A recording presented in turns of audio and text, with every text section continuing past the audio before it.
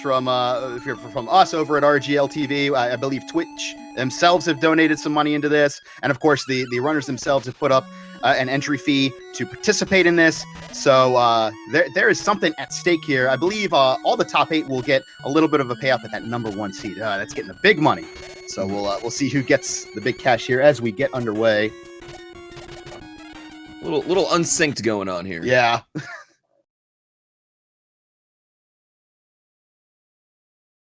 All right, so we'll get that sync just a minute. You see Massey going there. And yeah, then we see Garrett is getting that boost right through the barrier there. That's one of the big tricks in this game. Normally when you play this level, it's a very maze-like level. You have to go around and collect a lot of things, get a controller to get Gizmo Duck down there to open up that barrier. Speedrunning, though, says nuts to all that. We're just going to damage boost through this thing and get on with our business. The shame of it is, of course, you miss out on that amazing moon music. But you do get through the stage very quickly in under a minute easily. And yeah, it is a significant skip. So the rat is down, the moon cheese of longevity is collected, and we are on our way to the Amazon where we'll see our next big skip coming up. And it's been a problem for several runners. I know Garrett has had one run where he missed this twice, and that is absolutely detrimental in a race like this. Of course, best out of 3, so he can recover if that were to happen. But we're going to see the helicopter skip coming up here, where normally you have to wait for Launchpad to come over, get you on the helicopter. But again, speed running. So we're going to do a nice big jump here off of our pogo and get over to Launchpad a little bit before the game intends you to. Here we go, first step. Oh, he's going to boost off of the B instead, playing it a little safe there for Gyarados. We'll see how Massisteria does here. Very interesting. He chose to do it safe. Actually, both our runners chose to skip the skip, essentially. That's right. Well, it's a little bit faster than waiting for Launchpad, but it's, you lose a little bit of time. But since both have gone in that direction, no one's really gaining the advantages that. It looks like Gyarados actually might have pogoed off of the treasure box. Now he's got to respawn this little enemy right here to pogo off of him. And that's going to give Massisteria a little bit of a lead going into our second boss here. And this would be a huge game one. And we're doing best of 3, I believe, in this first round. Yes, we are. That's right. Yeah, we're doing best of 3 here. So we are going to have to defeat our... each player's going to have to defeat their opponent 2 times. I mean, Gyarados has been completely solid throughout this tournament, generally, with very few hiccups. I mean, you talked about the one time he did miss a skip twice. But this is a nice lead for Massisteria right now. Yeah, I mean, you don't know whether or not they're watching their opponents. Of course, they have the ability to do that. They don't have to. So you don't know what's going on in their heads relative to their opponent's position. But right now, Massisteria has to like where he's at in the game. You see them basically back in sync here. A little bit better fight there for Gyarados. And Massisteria and Gyarados pretty much in lockstep right here, going towards Magica Dispel, the RNG boss of the game. See them making their way up that rope there, and they'll be onto this fight. And this is a very interesting fight where RNG does play a big factor because she can go high, medium, or low. You can hit her at all 3 heights, but the higher she goes, the more difficult it becomes to hit her. So the lower she stays, the easier it is for these runners. We see a medium pattern for Massisteria and a high pattern for Gyarados, but he says, I don't care. I will take that hit. Thank you very much. That was very impressive. That's about a 2-pixel window to get the hit on high pattern. Yes. Yeah. And look at that. He's only a couple seconds behind despite the high pattern. Garrett is showing why he is the number 2 DuckTales runner in the world. Massisteria, though, maintaining a little bit of a lead as we go into the African mines. We're going to be coming right back to Transylvania very shortly here to get that key. Got to unlock this door that waits you right at the beginning of the African mines. And to do that, we're going to collect this key here in Transylvania. Now, in order to do this the proper way, you want to land on the platform where that mirror is and then jump off of it. You see Gyarados doing that, and he's going to go right into a pogo, right up on there. Nice, clean, smooth collection of that key. He's going to gain just a little bit back on Massisteria. It's all those little minor things, all those minor optimizations that really tell the tale in this game. Yeah, I mean, something we have to really emphasize. This is a short game. We're more than halfway through the run already. Yes. We only have about 3 more minutes left in this run total. So any little movement, any little mistake, it's going to cost you. This is not a game where you can have any minor time losses. No, you really can. And if you do, as we've seen so many times throughout the preliminary round, you just have to hope for your opponent to make a mistake. Otherwise, there's not really a lot that you can do to force a comeback. It's very hard to come back. Yes, so we see there Masteria getting that last hit. Gyarados, you'll see all of our runners do this, trying to wait till the last moment to hit the King Slime in order to speed up his traversal around the boss room. It speeds him up just a little bit if you're hitting him right as he's transitioning into that rolling pattern. But he gets the job done. They're both onto the Himalayas with Massisteria making a few seconds lead here. Yeah, opened up. It looks about a 3.5 second lead. Now this is as we're getting later into the game, we're getting to the point where you start thinking about that Taz battle. Oh, you see Massisteria doing a little quick turnaround there unintentionally before he falls. It's going to cost him a little bit of time, but he is doing all that he can right now. You want to walk across this ice part, speeds you up just a little bit as he is making his way up. This could come down to the bat. Honestly. Anytime you come down to the bat, you know you have yourself a heck of a race right there. Yeah. Because that, previously a Taz-only trick that has, become part of the RTA as we go here into the Abominable Snowman. And it looks like Masteria got himself a pattern. Snowballs. I believe he got 3 hits there. We had a little bit of sync issue, it looked like. But now he has collected the crown. Same for Gyarados, and we're only about 2 seconds separated at this point. I mean, we are coming down to it.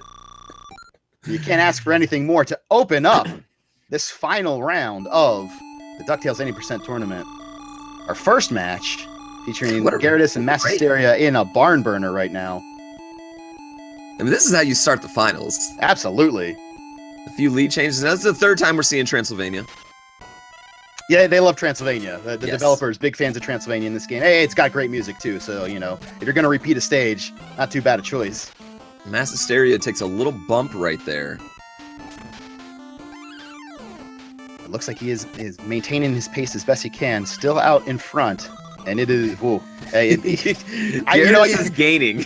It's hard to imagine what might have to happen now. I mean, we talked about the Taz bat, but I don't think that even the bat is really gonna turn the tide at this point. I think there's just enough time where he could even be a little low on the rope and still make it happen. But we see he's got 2 hits in as Gyarados is getting his second, so we're about 1 hit separated right now for these two. Masteria is going to get his 5th hit first.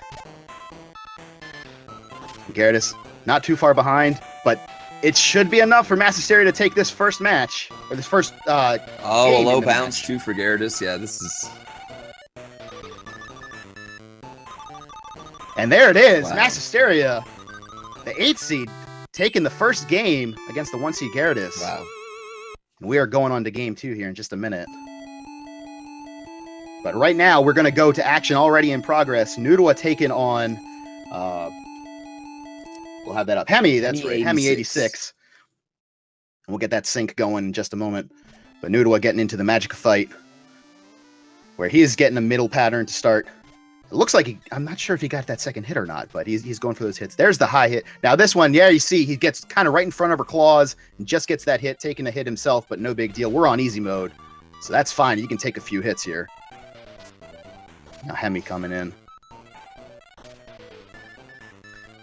Of course, Seems like he's struggling a bit with that high hit.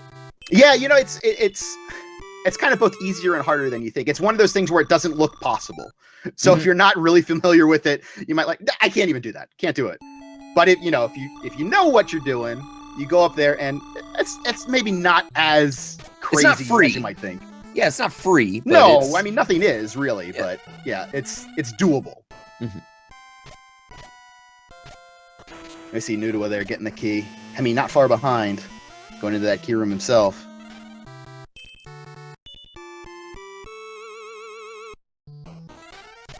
So we're looking at about a 4-second difference right here. Of course, Noodwa, the godfather of DuckTales speedrunning. And Hemi, a relative newcomer into DuckTales. Oh, he's going back up that chain by accident there. Gotta watch out for old Iron Grip Scrooge McDuck. He'll get you every once in a while. Noodwa now making his way into the King Slime room. Scrooge holds on to his money, he holds on to chains. That's right.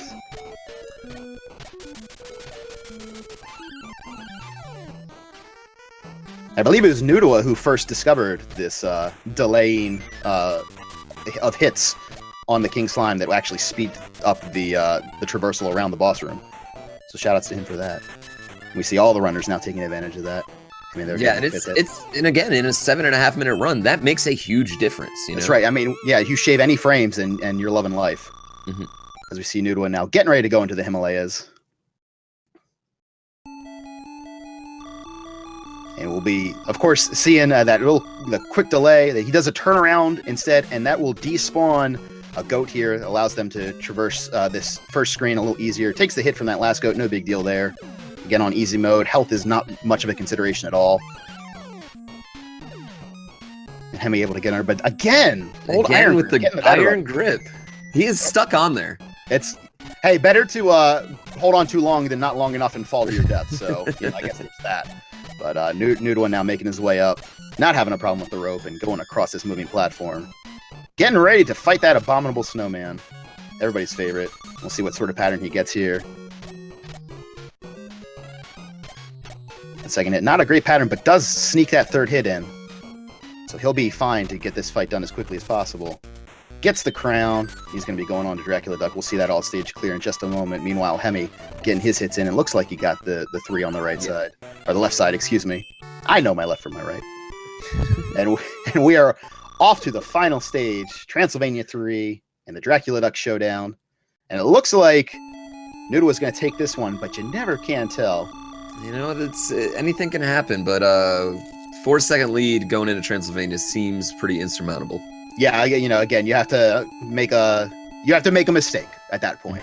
If you just hold serve, so to speak, you're gonna take this one out. Saw Nudua hang on that rope just a little bit longer than he might have liked to, but no big deal there.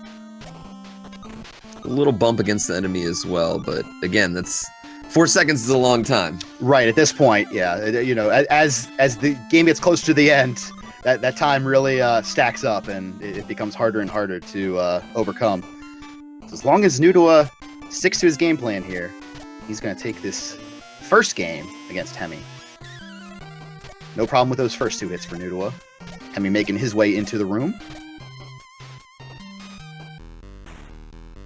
Nudua gets the 3rd and 4th hit, and now be over and out. See if he can't get off the bat. No, not quite there, but no problem, as he is ready to climb up this rope and take the victory in game 1 versus Hemi. He's going to have himself a really solid time. Looks like he's going to cut the 7:30, and anytime you can do that in a race, and it's a really strong time. Looks like about a 7:27 unofficially. A fantastic showing out of Nudua there. And it's 1-0. So it's 1-0 for Nudua, and I believe we're going to get going again. That both lower seeds? Are our lower seeds on the right now, or? I believe... let me get the seeds up here real quick, and I will get back to you on that. No, I want to make sure I'm not seeing things. Yeah.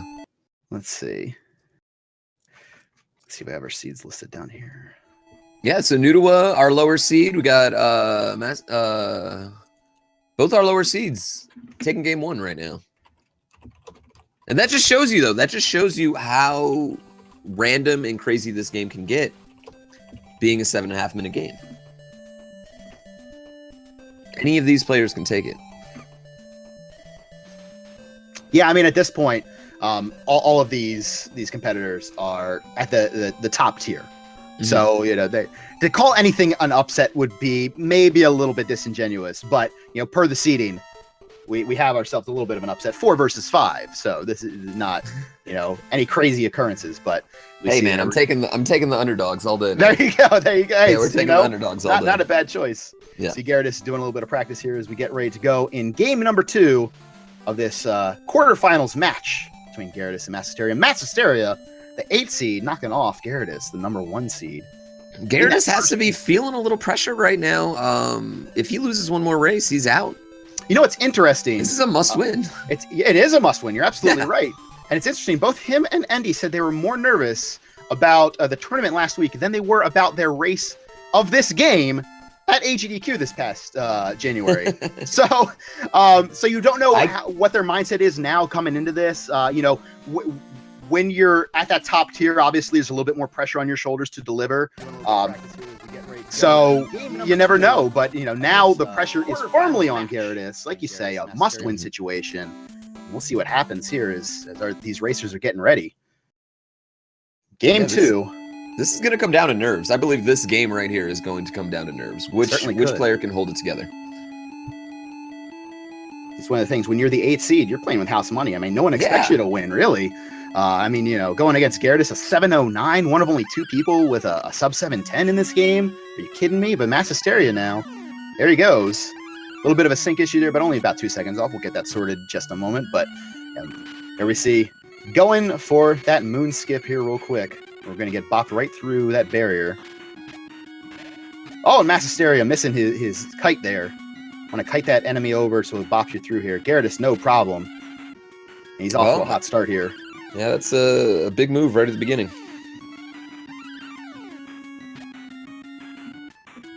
That's going to be a big lead.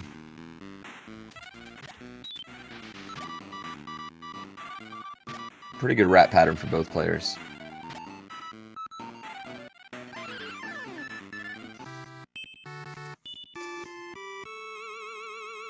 So with the RNG that can happen in that rat, not that RNG was too much of an issue there. That was a despawn issue for Massisteria there. But obviously first stage, a lot left to go.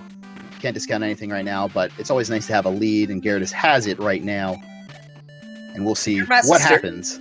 I mean, we saw Massisteria. We saw both players go for the safer strat in the, skipping the launch pad skip, essentially. Yeah. If you're Massisteria right now, knowing you already lost some time, do you go for it in this race? I suspect not. I think he's going to play it safe here and just try to be real clean throughout the run. Not try to press too much in that, because if you fail here, and you see Gyarados there, he's choosing discretion as the better part of Valor. It looked like he was going to go for it, but no, he turns around and goes for the B. So again, both players being a little bit more careful there, being a little more cautious, not wanting to give up the match right there. Because if you get it, you save a little bit of time, maybe the second half, 2 seconds, something like that. But if you miss it, that's your race, essentially. Gyarados to the boss first. Getting a good pattern there.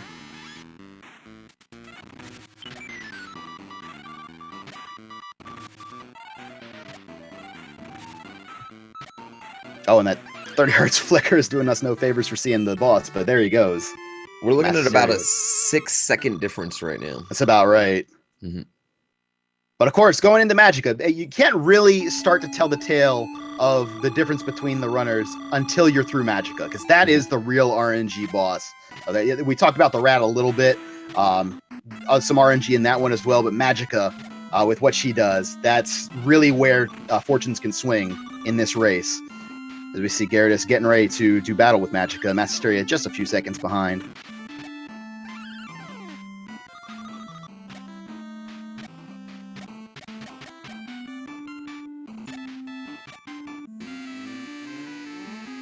We'll see what pattern he gets. Nice mid pattern to start. No big deal there. Getting the 2 hits early. And he's got the 3rd while she's still flying. And you gotta love that for Gyarados. No, as soon as she goes up the 2nd time, that's it. Yeah, that'll work. Job well done by Gyarados. Meanwhile, there's the high pattern from Massisteria. Looks like he didn't quite get her up there. And that is... It's going to open up a lead here for Gyarados. And meanwhile, look at that health for Massisteria. It's getting a little low there, even on easy mode here, but no problem. He pulls it out, but now he's in a bit of a deficit here, where there's not a whole lot of RNG to factor in going forward. So Gyarados really has to be on point here, make sure no mistakes happen. Yeah, Massisteria has to hope for something tragic at this point. Or we're going to be looking at a 1-1 in a final game 3. I think we might be. It's a little early to say just yet, but it'd be great to see a rubber match between these two. Oh yeah. See Gyarados now making his way down to the boss, and Massisteria getting back in after collecting that key. Gyarados does take that hit from the bat, so that's a little bit of a hiccup, but only minor. As he is engaging this boss here. Massisteria going over this big pit.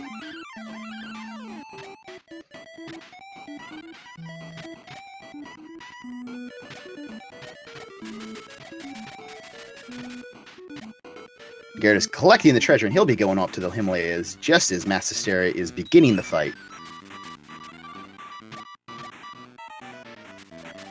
Now, there are a couple spots in the Himalayas where, you know, if you're not paying attention, you could have some issues, a couple pits here and there.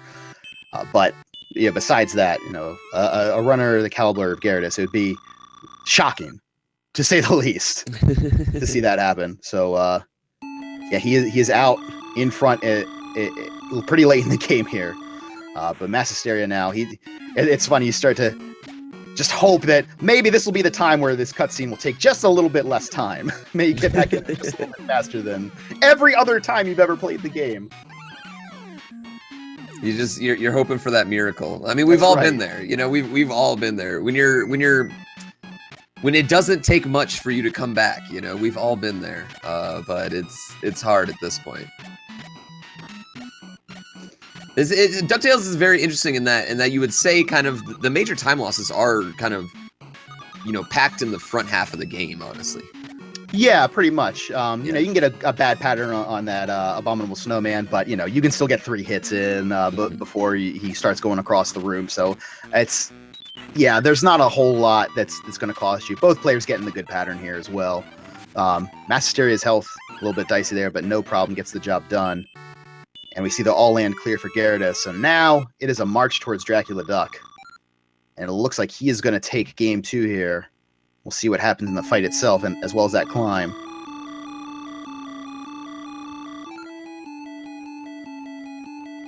It looks like he's about to wrap this one up.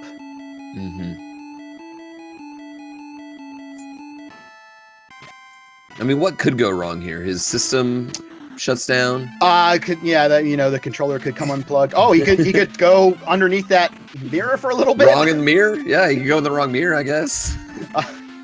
It's, you know, there have been some technical issues in the first round of the tournament for some other runners, so you never know what could happen. But yeah, I mean, at this point, he's got 2 hits in, so... Dog unplugs your system. It's the 4th hit. He uses his money just to be safe. Gets that final hit. He sees a bat. Oh, it doesn't quite... Oh, it doesn't quite get it. He went for it, but didn't quite get the hops he wanted.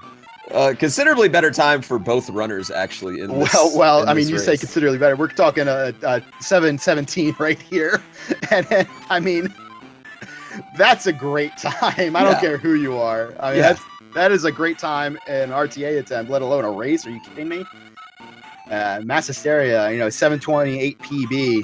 He's going to be coming in at about a 736 here. I mean, really close to his PB. Not quite enough to knock off the number 1 seed entirely. We're 1-1. We'll be coming back to that rubber match shortly, but here's Nudawa taking on Hemi in their second game. Nudawa taking the first one. We get set up here. Action already underway. So we're in Transylvania 1 here. Jumping over Webby. Don't want to talk to Webby here. Cost you several seconds. Skippable text nonsense. Who wants it? No one, that's who. Hemi looks to have a bit of a lead right now.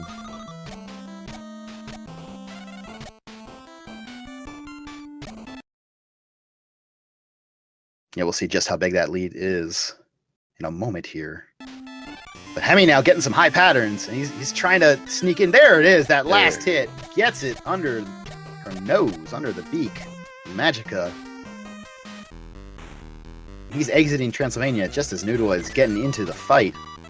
So it's interesting to contemplate what might have gone wrong for Nudawa to start this one off.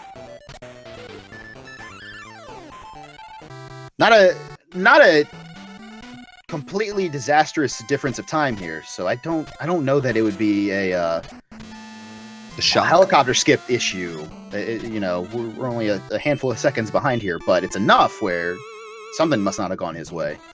As you see Hemi getting that key and going back. As Nudawa is just going to get the key. So that's the difference right now. Key versus already getting the key here in the African mines. And Hemi getting ready to go over the pit as Nudawa collects the key, and he's going to be rushing back as fast as he can. You have to wonder what happened early on to create this kind of random time difference right here. You know, you either see a few seconds or you see a minute when they miss launchpad skip. Yeah, it'd be bigger than this. So who knows?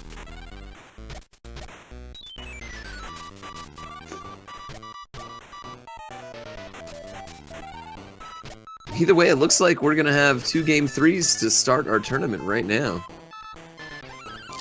I mean, what better start can you ask for, really? No, that's exciting. I'm getting word that Nudua died on the moon in a pit, actually. Oh, yeah, see, there he is. See, fortunately, the moon is a very short stage where starting the stage over again is not quite as detrimental as the Amazon, where you're on second screen and you're doing all that business. So, obviously not ideal, needless to say, but not quite as bad as some other deaths you might take later on in the game. So, he's doing what he can. But, you know, here, once you get to that Himalayas point, it's kind of like, well, now I need a mistake from the other player. Now I need them to make a big mistake. And that's going to be a real bad one if that were to happen. You know, you die in the Himalayas and you're starting this stage over again. And this is not a stage you want to start from the beginning. That's a long traversal you have to make to get back to the boss, for example. In theory, there are a few spots you could die in the Himalayas. Sure, I mean, absolutely. Once you get to Transylvania, there's no more pits, so it's really... Yeah, unless you get really excited about running into a wall, or you start standing on top of a mummy for no apparent reason, you know. Really, it's got to be a tech issue at that point, because these runners are all at that skill level where they're not going to flub the fight. They're going to get the 5 hits and get up the rope, barring something catastrophic happening that's beyond their control. With that being said, Nudua just had a great Himalayas. He did.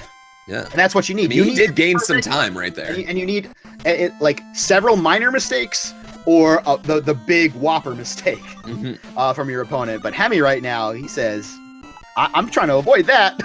I'm going to make my way through as best I can. I'm going to get back into this one. I'm always curious if the runners are watching the race, if they know where the other runner is at. Right. I personally don't. I hate watching other runners during a race. I like to run my race and just do the best I can. Because I've found if I know I'm ahead of a guy, I'll kind of ease up. And that's when I make mistakes, you know? Right. It's sort of like in prize fighting, whether you fight for the points or you fight for that knockout. Yeah. And if you start thinking you're ahead on the judges' scorecards, or you think like you got it in the bag in speedrunning terms, you know, you might, like you say, ease up just a little bit too much. Let him back in, and then you're wondering what the heck happened. But yeah, what the heck happened is Hemi got himself a Dracula duck kill. He's up the rope, and that'll do it at a time of 7:23 unofficial. And Nuda was going to come in with a pretty solid time overall. Looks like it's going to be maybe about a 7:40 when all is said and done. I mean, with a death, that's a great time. It really is. I mean, he flew through the rest of it. That was going to be a little over 7:40 after all, but very good job out of Hemi to bring this one back and to force the rubber match here. Unofficial time is 7:45 for Nudua. We are going to jump into our rubber match between Gyarados, our number 1 seed, and Massisteria, our number 8, in just a moment here. Excited about this.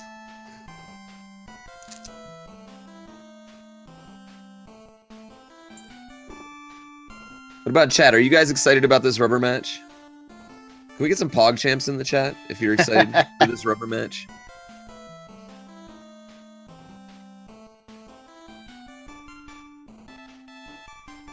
Now we've seen this first we've seen both players in this 1 vs 8 matchup be pretty clean in a run and both players mess up in a run. So I'm very interested to see where this goes. Mm-hmm.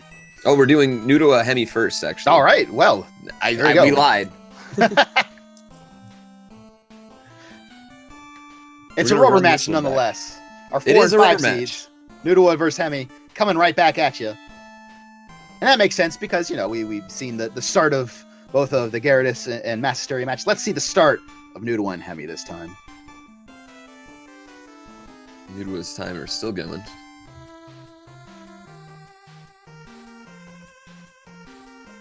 So who you got? Who you got, enemy?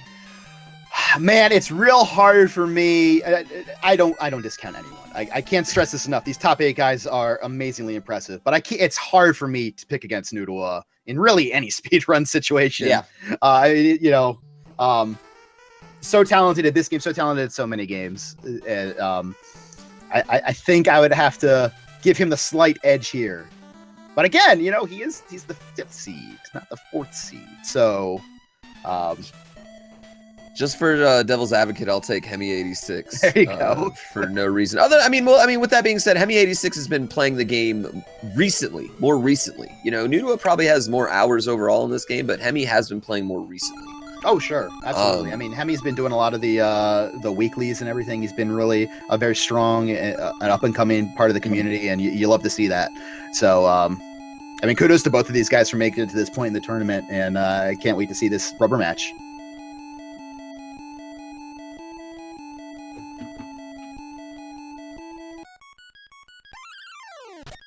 There we go. Of course, once again, we find ourselves on the moon. A little bit of tragedy befalling Nudua in his last race versus Hemi here, falling into one of these pits here. Got back into it as best he could, but it was not enough. And now we see this boost. Hemi getting it the first try, Nudua getting it the first try. They're on their way into the rat room. This rat has a bit of RNG to him. Does not give Hemi a very favorable pattern. Gives that pattern to Nudua, though.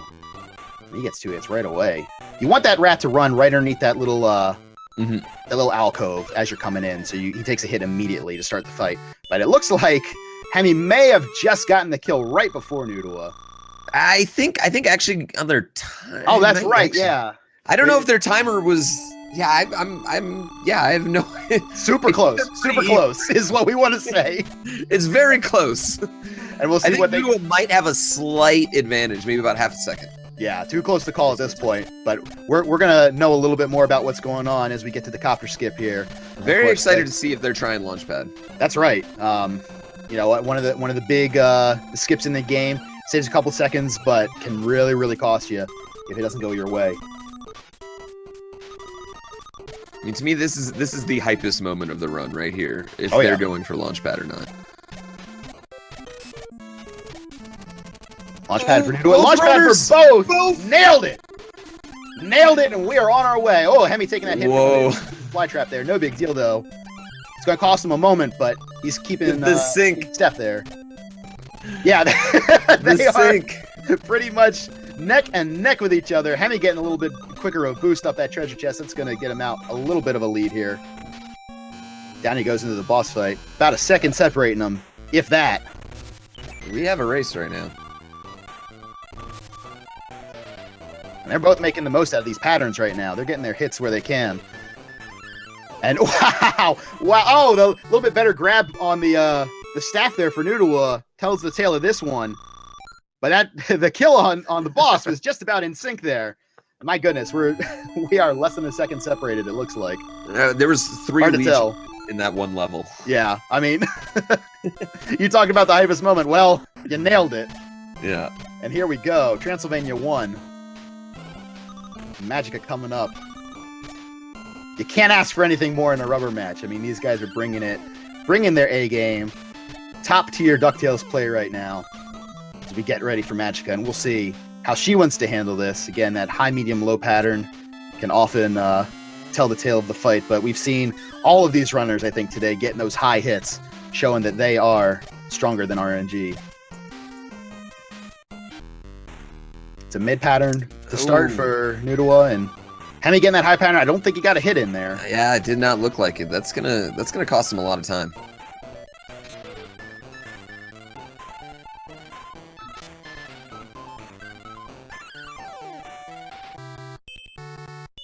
Yeah, that's gonna be about a 3-second difference right now.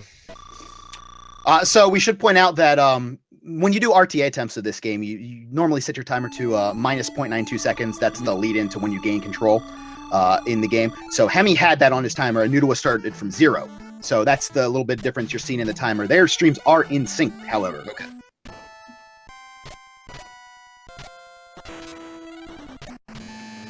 It looks like Nudua got the jump there. I don't think Hemi did, and yeah, he's got to do standard jumps there. Doesn't get right into the pogo, getting that key, but separated by very little here. Only a couple of seconds. Definitely enough where a minor mistake could swing this back into Hemi's favor. But right now, Nudua out in front, going over this pit here and getting ready to engage this boss. which I know as King Slime. I am not sure that there are actually canonical names for all of these bosses. I did a little bit of research into this. Obviously, everyone knows Magica Dispel. I believe Dracula Duck is legit. I think Dracula's in the cartoon. Have actual names. Yeah. I mean, they can fill us in, but I am not entirely sure that they do. That's kind of the beauty of the 8-bit generation, though. You could just take an IP and make any sort of game out of it. You know, like you didn't need to follow any sort of canon during the 8-bit era with a copyrighted material. So it turns out that this boss does have a legit name that was just defeated by both Noodle and Hemi. Terra Fermi King. I've been calling him King Slime for years and years and years, and he is the Terra Fermi King. I need to go back and watch more DuckTales. I missed that episode myself. I must have as well. But we are both our runners here in Himalayas. They have despawned that troublesome goat, and they're making their way down this fall here. They are going to they're going to be going across that ice. Speeds you up. I'd love to see that in here in the speed run. This makes you go a little bit faster as you get ready for this climb back up. Does the Jason Hockey Mask guy have a name? Like that seems. That's actually Jason Hockey Mask guy. You wouldn't think that, but no, I have no idea. I mean that just seems a bit out of place to me. Yeah, in a children's video game about a children's television show. Here's Friday the 13th guy.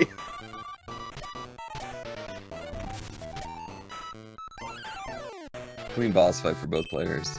Yeah, I mean these guys are playing their hearts out right now. Noodle maintaining that slight lead as we go into the final stage. So if anyone's going to have a little bit of a stumble, this is going to be where it's going to turn the tides. But man, we are down to it. There's not a lot left at this point other than the boss fight and the climb. So again, we've said it already, might come down to the Taz Bat.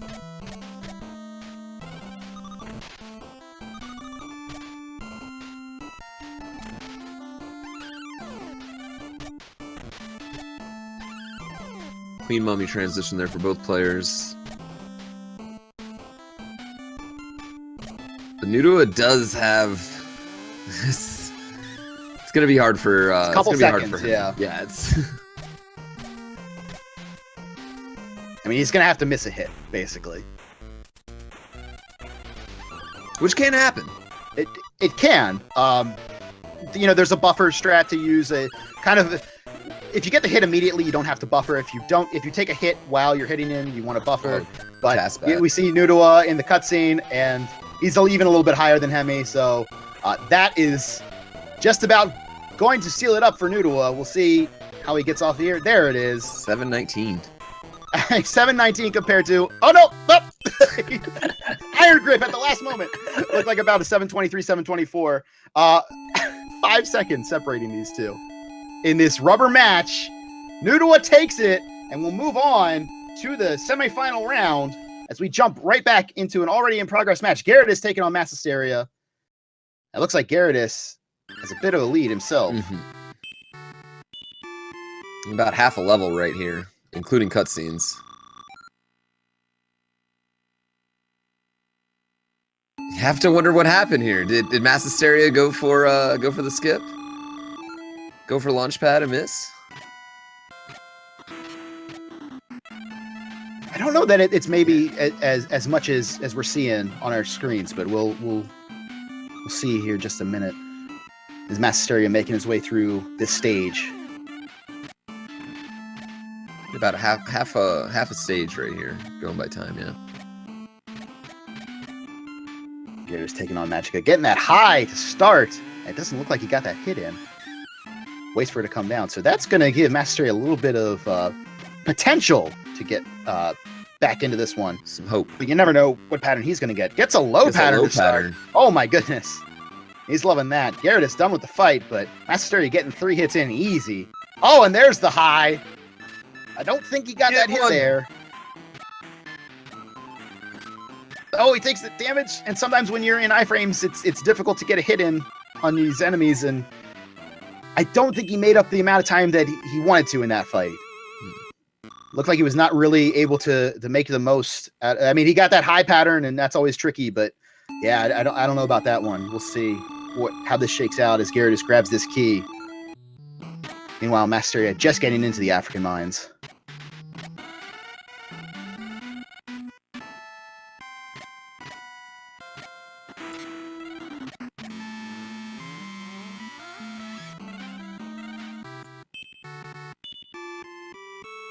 Handling the frog jump over the gap. No problem.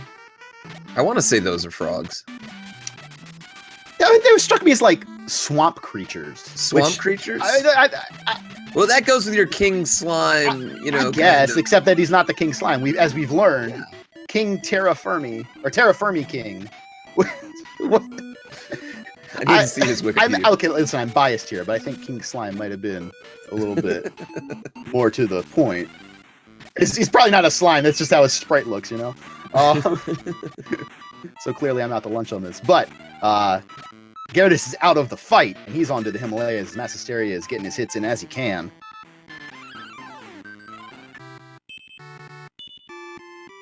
Gyarados onto the Himalayas, making his way as we're reaching that point in this rubber match between our number 1 seed Gyarados and number 8 seed Massisteria. Gyarados taking a hit there. It's getting harder and harder to see that road to victory for Massisteria. Actually now making his way through that first screen of Himalaya is going to be despawning that goat. Oh, see, takes a couple of extra hits taken for Gyarados there. It's going to take more than that, certainly, but you know that's the sort of thing. You know, those add up. Those add up.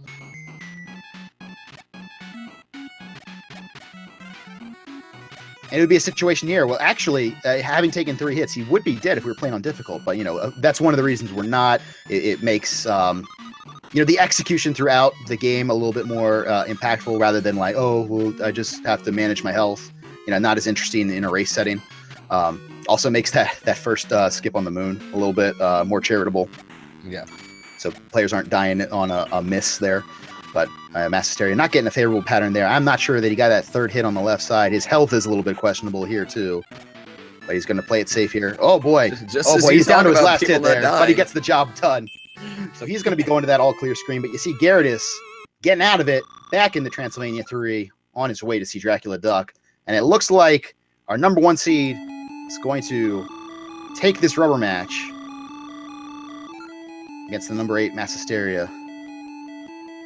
Oh, but having a little bit of issue looking ahead, Nudua to Gyarados. I mean, that's going to be a race. You saw both players put up under 720s right here.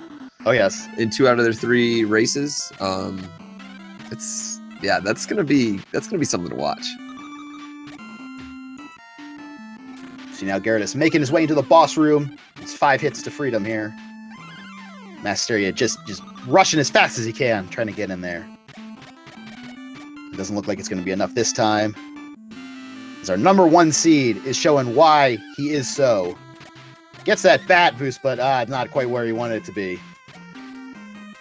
And Gyarados, the top dog, taking match 1.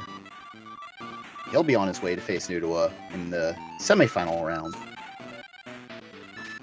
Job well done by Massisteria as well, but not quite enough. Gyarados with a 726. Gets the job done.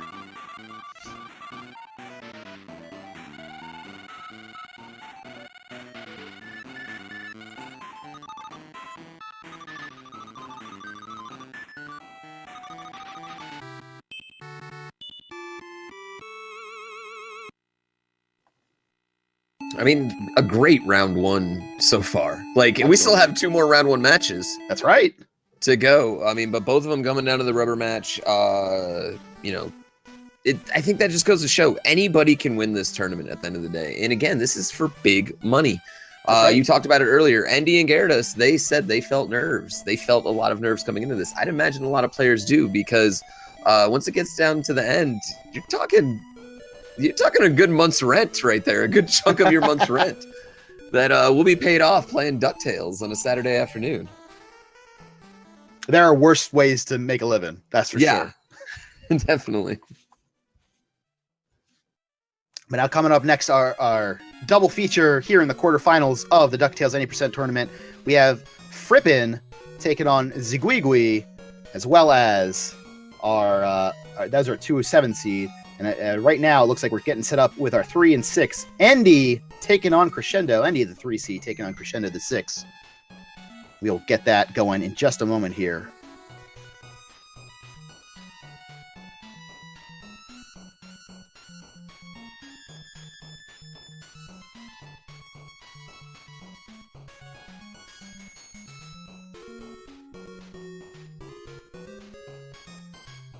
Of course, what can you say about Endy that hasn't already been said? I mean, such a dominant speedrunner across a variety of games. Made his bones, really, in this game. DuckTales came in at the time where that 715 by Noodle looked pretty unassailable and said, you know what? I can top that. And sure enough, he did. Taking it down to a 708. And almost unbelievable, 708. Which is insane. It's... Yes, yes, it is. We're bringing so many new strats to the fore, and maybe a little bit of a surprise to some folks to see him as the number 3 seed. But don't let the number fool you. I think that speaks to the type of run he's doing and the type of strats he's doing. Things that maybe not everyone else in this, where other people are playing it safe. We've already seen Gyarados; he's playing it safe right now. Mm-hmm. And he goes for it. You know what I mean? That's right. Yeah, there's no quarter asked and no quarter given by Endy when he does these runs. He treats them really like RTAs. Sometimes you have different strats for races. Not in Endy's case. He's going to go for it. So we'll see what happens here as we get this match underway. First game of Crescendo versus Endy in our quarterfinal match here in the DuckTales 90% tournament on Speed Gaming. Enemy alongside Grand Pooh Bear. Getting going in just a moment here. Now, this is a great Saturday of racing here so far on Speed Gaming TV. Absolutely. Yeah. Again, and just to mention, we were talking about that prize pool earlier. Any donations happening right here during the DuckTales tournament will go straight to the prize pool. So you guys will be donating right to these runners. And our match is underway with Endy here going. He's off on the moon, and of course, what can be said that hasn't been already said about the moon? You know what's going on. He gets a little pogo off of that enemy. You normally use that enemy a little bit like a tabletop almost, like a little bit of a platform. But a little struggle right there getting the clip. Yeah, but he gets the job done, and we'll see where this is at. As Crescendo now getting ready to set up his clip. Takes that boost, goes right down on through. Nice clean clip for Crescendo there. And that might be the difference here on this first stage. But again, that Moonrat, you gotta watch out for him. That RNG can be a little bit nasty. We'll see so many resets on this stage. You get to this point, like, nope, bad pattern reset. But here in a race setting, obviously we're not resetting. Crescendo, just gotta deal with it. Crescendo getting a little bit better pattern there. Looks like to go along with his little bit better clip. He's going to jump out to an early and slight lead here in this opening game. In our 3-6 match between Crescendo and Endy. Endy the 3 seed, Crescendo the 6. Oh, and Crescendo has gone into Transylvania. He has gone into Transylvania instead of Amazon. Now, you can do that. You would see runners do this back in the day because Magica is a little bit more of an RNG-heavy stage. So I don't know that Crescendo intended to do this. We didn't see him doing this in the opening round last week. But, he just has to recover mentally now and realize, okay, I made a minor routing mistake, but it's really not going to matter at all. Let's get this done. Is that only going to cost him menuing time? Yeah, it shouldn't affect anything. The stage is going to be the same amount of time as far as I know. I don't know if it affects anything with the Launchpad skip going forward. I don't know if that changes how Launchpad reacts or anything. I don't know that it does. But I don't think so. In fact, no, it doesn't. It definitely doesn't. Because, again, that's used to be how routes were done back in the day. Yeah. Meanwhile, we see Endy. He got his skip. He's up that quick block pogo off of the treasured box, and he's on to this fight. So now we will figure out where everyone is relative to everyone else after these next 2 stages. We see, Crescendo's going on to Amazon. He's going to go straight down the list now. So we're going to be a little bit out of sync in terms of what stages these runners are in. But it's going to be a little tricky to tell until Crescendo goes back and does the Amazon. But I mean, no big mistakes right now for either run. So Interesting strategy here. Crescendo has gone to the Amazon from getting the key to the African mines. So he is all over the place with his routing. Now this is great for us. We're going to know much sooner where he is relative to Endy. This is great. But yeah, he's like kind of bouncing all over. He's back here in the Amazon. Endy in Transylvania, as you'd expect at this point. And he's making his way to Magica. So I am intrigued by all of this that's happening right now because we don't know. He's got the key. Either Crescendo, he get the skip. He gets a skip super quick too. Yeah. I mean, let's not discount what Endy's doing. He's got his magical fight going on there. Gets a couple early hits, 3 for good measure. Is it possible that Crescendo is doing a different route for the finals right here? Is it? I mean, I don't think so. I honestly think he pressed you think this is a mistake? Down thinking he was on the moon. Once you clear a stage, it gets rid of that option from the menu. So he would automatically have been on the Amazon. He might have just been thinking, oh, I started on the moon. I have to press down to go up in the menu. And then by doing that, he went down from Amazon to Transylvania. So I'm guessing what happened. But maybe he's got some super sick new routing strategy I don't know. No one had ever done before. Meanwhile, we see Endy going to get the key right now. Crescendo is going to be going right into the African mines. So we're about to see pretty right close. Here. No, he's going into the Himalayas. He's in the Himalayas. He's in the Himalayas. He's in the Himalayas. This race will not be in sync until the final stage, folks. I mean, it's worth noting it did look like they would have been in the mines around the same time. It did. I might have even said, like, maybe Endy had eked out a little bit of a lead there. Which is understandable, because when you find yourself in a different stage, you're thinking, okay, I know this. I know this one. It's just that little moment where you have to, because, when you're speedrunning like this, you kind of have a script in your head. Like, okay, now I do this, this, and this. And you're going off script now a little bit. So you just have to adjust to that. But it looks like Crescendo's doing that in a very fine fashion here. Meanwhile, Endy's sticking to that script, getting rid of Terra Firma King. And it's the Yeti for Crescendo, getting his 3 hits on the left side. This is great. And we're somewhere. Crescendo, I'm now pretty confident, is going back to the African mines. That is the last stage left for him. So if he goes somewhere else, I'll be shocked. There it is. Okay, so he's in the mines. He has the key already. You see, Louis, I want to say, is gone. I always mistake Dewey and Louis for one another. I know Huey is the red one. He's on his way. Now, this stage is a little bit shorter than the Himalayas. So, we'll see what happens here. But it should be whoever kills this boss first is the one who we're going to say is ahead. Because this is the last stage before the Transylvania 3. Looks like Endy gets to that boss. But Crescendo has 2 hits in now on Terra Firma King. And he gets his 3 hits. Crescendo now. There it is. Okay. Really wow, we're just about in sync. Wow. So that's out. We are just about in lockstep going into this final stage, Transylvania 3 and Dracula Duck. Looks like Endy has just a slight lead. Just slightly, like way less than a second. Yeah. Oh my goodness. Tenth of a second lead we're looking at right now.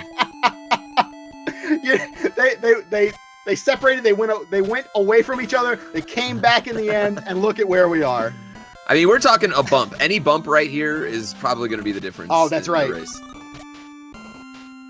How they handle these enemies is going to be wildly important. And then we've talked about it. Yep. Tazbat. That Tazbat. With Endy, the master of the Tazbat. Oh my goodness.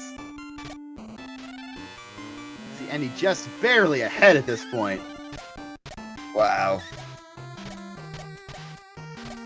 Getting into that boss room just moments before Crescendo. And here we go. 2 hits for both runners. Oh, this could come down to who's higher on the rope. 4 for both. It could not be closer. Crescendo. Oh, Endy got that fifth. He's going for the bat. Didn't get the bat. Oh my God, they're about the same height. It looks like Endy is just moments ahead though. So Bari. Oh no! Oh, he missed. Oh, Endy goes away from the rope. He missed the rope. What's gonna happen? Oh my God, they look even. Oh my God, I think Endy just barely pulled it out. Oh my gosh, That is too close to call from here. Oh my goodness. Wow. And we'll see what RaceBot has to say about that. I would not be surprised at all if that was a tie, but time waits for no man. We're getting on to our next match. We'll bring you an update on what exactly happened there. Frippen versus Ziguigui already in progress. Wow. According to RaceBot, it looks like Endy won, but that, I mean, you cannot get any closer than that. you absolutely cannot. What do you... when he missed the rope. What do you do to top that? Well, I tell you what, Frippen getting that clean high hit to start, that's pretty good. Ziguigui now, he's taking on the Incan Sentinel here. And man, shout out to Crescendo right there for what we think it was a mistake. We think that was a routing mistake, and to come back and wow. I mean, that was awesome. An official time of 7:22 versus 7:23. Obviously the closest match or the closest race so far. What, if you get a 7:23 and someone beats you, all you can do is tip your cap. That's really all there is to it, because you got a hell of a job. But man, the nerves when he missed that rope had to be high. He was probably like, "No, I just lost it." I would have hated to see someone lose to a missed rope, but that was wild. That was great. Oh, all right. Right here, we're looking here in the DuckTales Any Percent tournament. Frippen getting that key. Ziguigui now getting into that Magica fight, so a little bit of a time difference there. And that's, if I had to guess, that would be a copter skip that's gone awry. Yeah. But Ziguigui getting some hits in on Magica here. Oh, as soon as I say that, he misses one there. So the commentator curse is real. Commentator curse is alive. But gets the treasure, and he's going to be on his way to the African mines. But meanwhile, Frippen, he's getting ready to take on the king. No problem on that first hit. It's so funny. This is such an easy fight, but you can miss hits. That is a thing that can happen. We've seen runners do that in the tournament. Not today yet, but we saw that in the earlier rounds, and it's you wouldn't expect that. It's a pretty small room. There's not a whole lot else going on, but it happens to the best of us. We see Ziguigui getting that key, and he's going to be getting back into Africa. But Frippen is on his way to the snow of the Himalayas. And it looks like this first game is his to take, but a little bit left to go here. And of course, there are a couple pits that he has to traverse over. As well there as is the possibility of death. There is. And however remote, it's there. We've seen runners take deaths on this stage, both to the boss, to these pits. So, you can't write anyone off just yet. But this is about the point where you start to assess where the runners are relative to one another, and you think, something's got to give if we're going to get Ziguigui back into this one. And, he's doing what he can, but, a death assumed over the copter skip, hard to come back from that one. That's a real costly one, unfortunately. Meanwhile, Frippen getting into the boss fight here. Gets 2 hits. Not a favorable pattern, but gets that third hit nonetheless. He's going to be over and out. We'll be seeing that all land clear. Ziguigui is just starting the Himalayas, so about a stage separating these two right now. That is a lot to ask for Ziguigui coming back in this one. But he's got potentially 2 games left here against Frippen. Our number 2 seed. Had a heck of a run. He was undefeated through, I believe, his first 5 matches last week.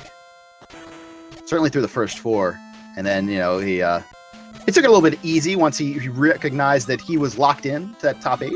The Magic the Gathering kind of, I don't know if any of you guys went to Magic tournaments, but once you realize you're in that top 8, you kind of relax a little bit. And, that's, that happens. I was gonna try to make a tapping mana joke, but I am way in over my head when it comes to Magic, so I'm gonna leave that one to you. I'm gonna take a step back. I don't want to make a fool of myself. Frippen now onto Dracula Duck, and he's trying to make a fool out of Dracula Duck here, getting those 5 hits real quick. Gonna be climbing up that rope. Looks like a great run here from Frippen. Yeah, I mean, like he's just crested the 7-minute mark here, got 4 hits, and he could cut the 7:20 here. We'll see what happens. Gets the Taz back. Oh, that is high. He is like off screen. Oh, it's gonna be it's coming right up against it. Might be exactly 720. Oh, he cuts his time just early. Looked like about a 720, maybe a high 719 there. Excellent race out of Frippen. That was great. And Ziguigui now closing it out.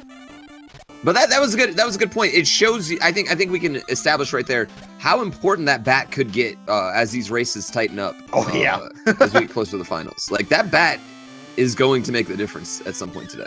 Yeah, and in order to get that bat, you want Dracula to spawn on your right side of the room, not the left side of the room. And then you have to make sure you can pogo up off of it, get up into that that HUD there, that UI, and just sort of laugh at your great accomplishment because. If you're out in front, there's not a whole lot else that your opponent can do to get up there.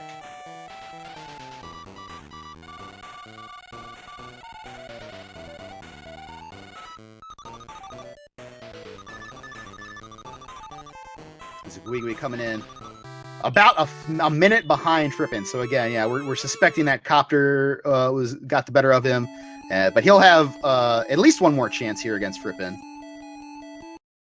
See if he can force the rubber match coming up here in just a little bit.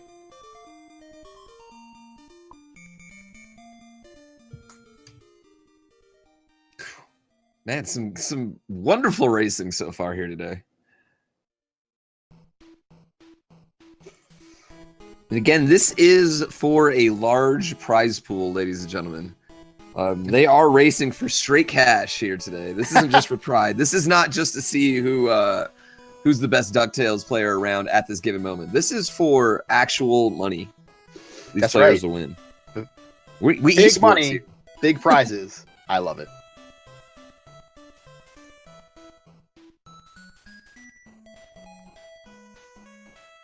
Just getting set up for our next match here. On the DuckTales Any Percent Tournament here on Speed Gaming. Enemy alongside Grand Pooh Bear. Bringing you all the action today. We just saw Frippen get the better of Ziguigui in their first game of their match here in the quarterfinal round. We also saw the closest match so far today, just a little while ago. Andy, the number 3 seed, a second in front of Crescendo, the number 6 seed, in an amazing match. We're getting set up now for round 2 of Andy versus Crescendo, and I don't know what they can do to top that one. Discover a wrong warp in the middle of the race. I don't like what else is there? All you can ask for is an amazingly close race. They delivered. Oh gosh, that I mean I feel like that's the only thing we can see to top it.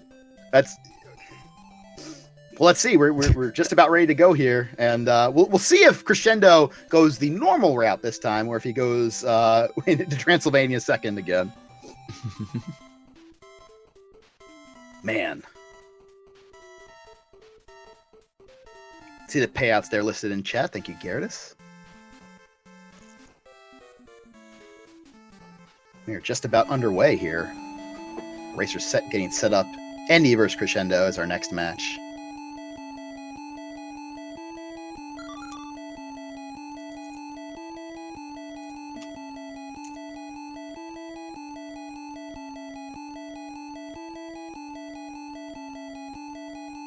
And I'm feeling a little selfish here because I gotta say, I hope Crescendo wins just so we can get a rubber match. I was thinking the same thing. I didn't want to say it out loud, but I mean, because we're not supposed to have a rooting interest here. But I root for amazing races. Yeah, I want to see this go 3. I mean, after that first race, like I want to see these two guys go at it as much as we can. And he is off here on the moon. Had a little bit of trouble getting that boost through the barricade to start this race off last time. We'll see how that goes this time. A couple different ways you can do this one, and there's a little built-in backup if you don't get the fastest possible way. We see taking that hit there and goes right on through, no problem that time. Andy knows now that he has to be 100% on this one. There can be no give. It has to. Oh, and there we see Crescendo now. He has to respawn the space duck here. Oh no! Oh boy! And now he's having a little bit of an issue with that boost. So he's going to jump out to a little bit of a lead here, and that's always a dangerous thing to say if you're racing against Andy. Yeah, and but both players will be going for helicopter skip. Oh yes, It's far Absolutely. from over. Oh no, please, not even close. But we see Andy getting the rat down, and then Crescendo shortly thereafter. But Andy's going to be getting first cracks at this copper skip here. We'll see what happens. But a little bit really of, hope it's kind of the Crescendo- reverse now that we're seeing here. Now, Andy didn't have to respawn one of the enemies to kite him over, but a little bit of issue there for Crescendo getting that boost. Yeah, Crescendo is going to Transylvania again. So, maybe that's just the way he's choosing to go today. I don't remember him doing this last week. There's a lot of races I may be misremembering. Maybe he knows something we all don't. Oh, I mean, again, if this is the way that you normally traverse the stages, even though in a race setting you have to do all the stages anyway, you're not going to reset, obviously. You maintain that comfort level though. Meanwhile, Andy, no problem on the copper skip, not an issue. So whether Crescendo does this normally or whether he's choosing to try his luck with this route, he's sticking to Transylvania second. Two medium. It just looked like his movement in Transylvania last run was a little bit off. Like you could kind of see the gears turning in his head. Like, what? How do I sort this out now? Right? maybe he just decided to go with what's working now. Maybe, yeah. You never know. Who knows? It's definitely an interesting route here. Yeah, but he's sticking with it. He's back to the African mines, getting his key. And then I assume we'll see him go to the Himalayas after this. Or no, he's going to go to the Amazon. Excuse me. Yeah, Amazon, Himalayas, and then... These new routes have me all confused. There we go. There you see him on the Amazon. He'll be taking his cracks at the copper skip in just a moment here. Meanwhile, Andy getting ready to have his showdown with Magica. That's always the one where you say, but how's this RNG going to play out? It's really interesting to see how the runners have mitigated that RNG by getting those hits at all three levels of that fight for a long time. And, you got that high movement from her and you just said, well, reset. Not anymore, as we see Andy there taking that Andy, first no hit from problem. her. And Crescendo. Yep. He says, you know what? I'm in it to win it. Let's do this. No problem. Andy taking down Magica. Crescendo getting ready to get into the Sentinel room. Gets that quick boost up the treasure box. Yeah, honestly, it seems like the difference so far is that clip in on the moon. Yeah, and we have to factor that in because we're in that situation again where we're not exactly sure where everyone is relative to everyone else. We think when we say that. Yeah, we think Andy has 5-6 seconds on Crescendo, maybe something around there, but we'll see in just a couple stages here for sure where they are relative to one another.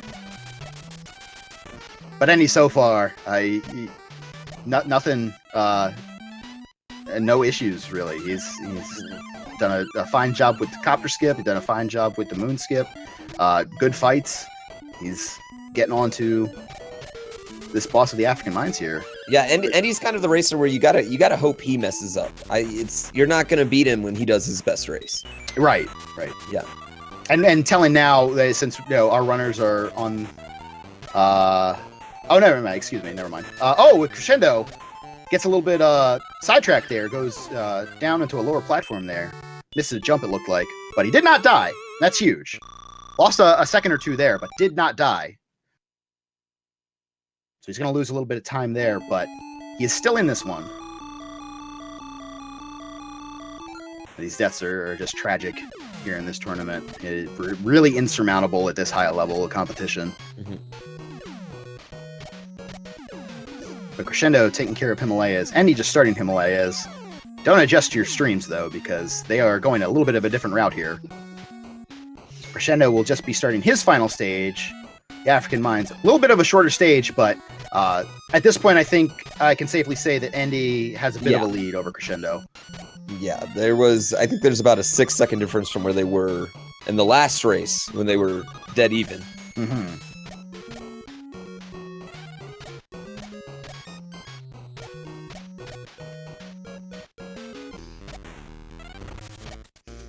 Yeah, already on the boss here. Oh, and getting that good pattern, too. So he's going to get this fight done just as Crescendo's getting his second hit, really, on the slime. So, or excuse me, Terra Firmi King. Yeah, it's going to be a pretty significant lead right here. Yeah. It should be plenty for Andy to, well, in fact, close this one out. Yeah. He did just barely eke out that victory in the last one, as we see the all-land clear. He has to be stoked on these 2 runs so far, too. Oh, yeah. I mean, what a hot start for Andy there. Yeah. I mean, to have a race like that, win or lose, it's an excellent showing. And then to come back and settle this one real quick, to put the stamp on it and move on. 2 strong runs. I mean, assuming nothing crazy happens, he's going to be in the 17s, Yeah, it's looking like it. The teen pretty easily.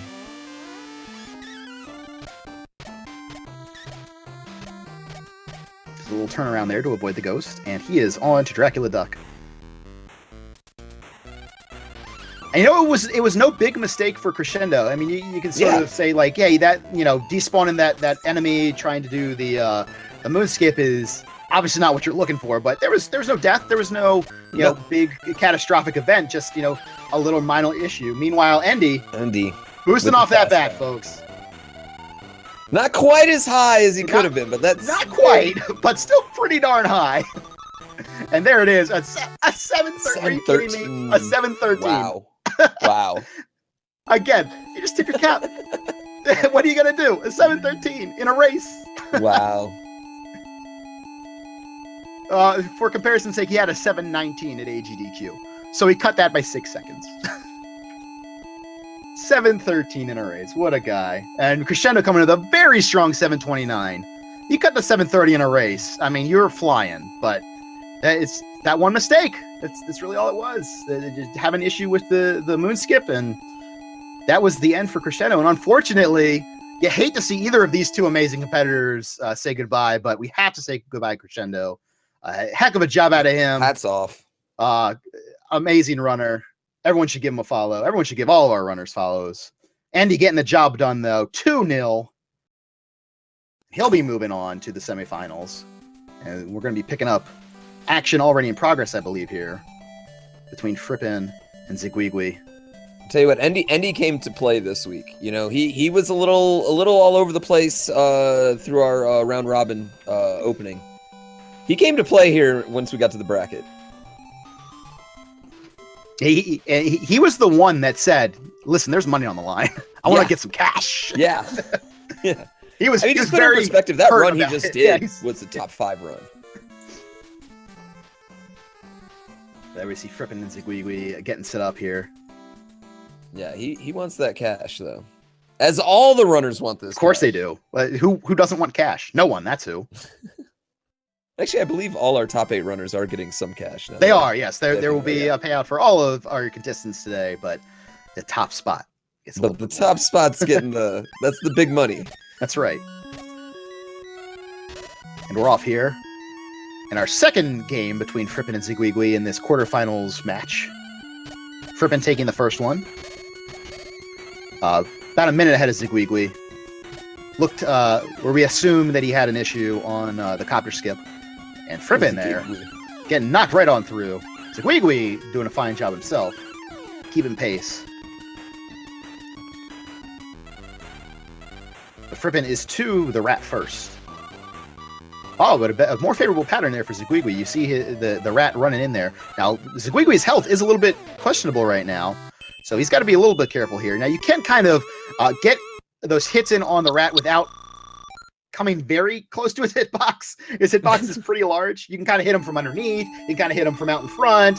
And he manages to do that. No problem there. So Ziguigui is on to Amazon. We suspect. Yes, he is on to the Amazon. We have no crescendo routing here. Frippen is going to get first cracks at the copter skip, though. We'll see how he chooses to handle that.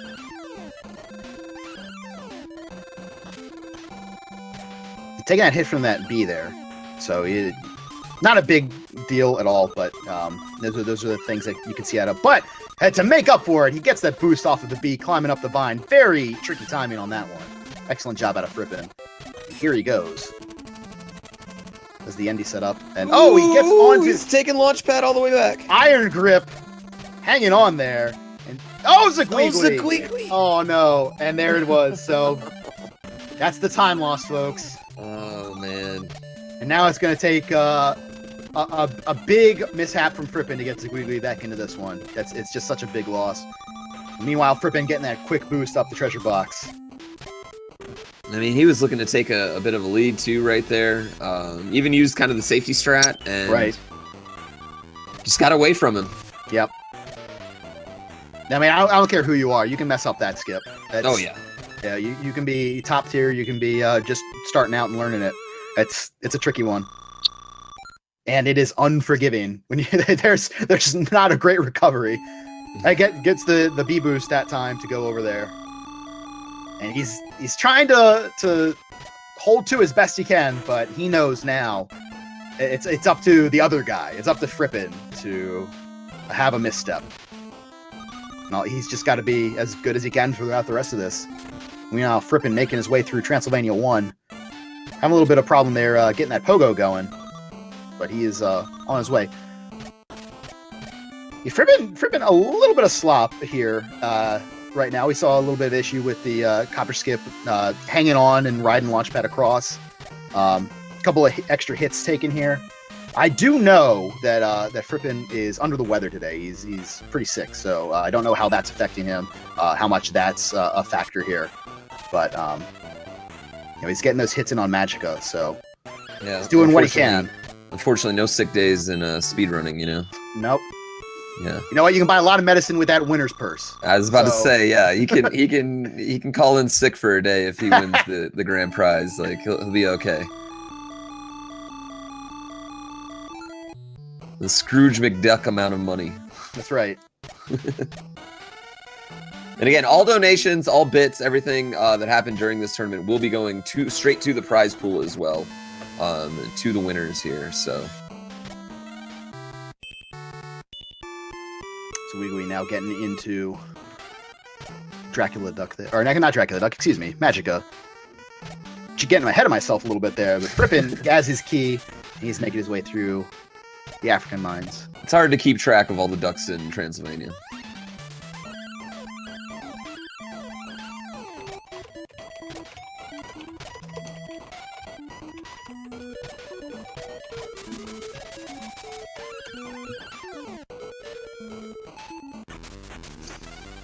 Okay, Frippen now into King Terrafermi, or Terrafermi King, I believe. It's very important to have it just right. Not King Slime. It's not. We know it's not that. We have learned from our mistakes. Oh, and he gets that that animation transition kill there, so you see a little ball of light getting knocked off the screen for Frippen.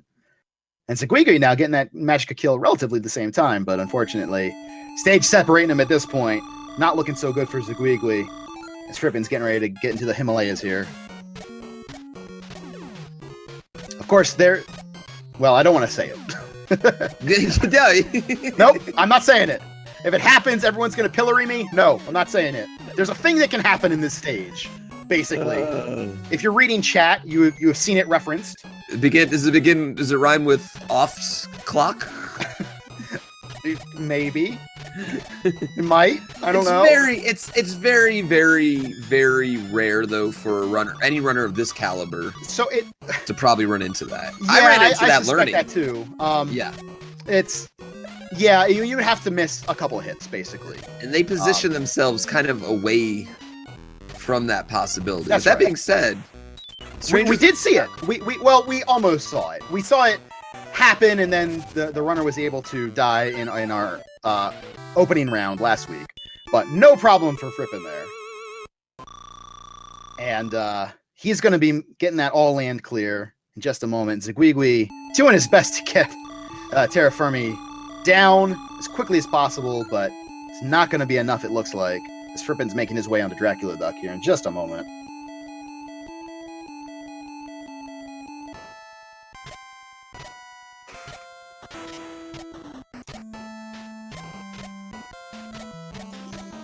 Now Frippin's not. I mean, I have to wonder what he's feeling. I wouldn't say either of these runs he put up here in this first round were great by his standards. With that being said, he's moving on with a 2-0 win. You think he's feeling good about that? You think he's gonna carry that? Like, feel a little bit bad about not performing up to his best? I think he's in an interesting situation where he has the confidence of moving on, but also he knows that he's got to step it up in the later rounds. So I like to think that this is a glass half full situation. Like, okay, we didn't play our best, but we made it through. So now we step it up just a little bit. We press a little bit harder. We have a little bit cleaner run. We got away with some things this time. Now we improve. We see that last hit there. He's trying to get that boost off the bat. He does. It's not quite where he wanted it to be, but he's up there. Was he going to be able to get it? Yeah, I was going to say, I think he overshot the rope there, unfortunately. And coming in with a 722. 722, though, still. These times right now. I mean, this is why Frippin is the number 2 seed. I mean, to put up a time like that, anything under 730 is great. And as you approach the 17s, I mean, it's an incredible job out of these runners. Meanwhile, Ziguigui again having that mishap with the copper skip. But we'll see how this one plays out as he gets into Transylvania 3. And you just want to close out strong at this point. And I think Ziguigui knew probably when the copper skip happened, whether or not he's watching, he probably understood that might be it for him. But you can still, do as best a job you can.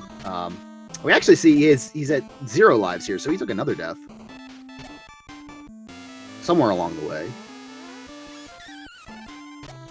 Yeah, Ziguigui, it should be noted, was our lowest 7th seed. No, but not our lowest seed, but on the leaderboard. Of those remaining. 19th. The 727 PB. I think that would put him right in front of Massasteria then. I believe Massasteria then? Oh yeah, you're right. 731, yes. You are correct. There was Magica got the better of Ziguigui early on in this one. Mm-hmm. So a very just wildly impressive job by Ziguigui in this tournament. He went for it. Like he didn't come here today to play it safe. Like he came here today to win this match against Frippin, and he did everything he could. It just didn't get the luck with getting the helicopter skips. Yeah, and you have to execute when you're playing these opponents at this high level. You gotta go for it, and you gotta execute. And he went for it, but the execution did not quite go his way. But to make it into the top 8, a heck of a job out of Ziguigui. Congratulations to him. But it's Frippin moving on. 2-0 victory here in the quarterfinal round. He'll be moving on to the semifinals to take on his friend and countryman Andy in the semifinals. I don't know how we're going to top Crescendo versus Andy, but this just might do it.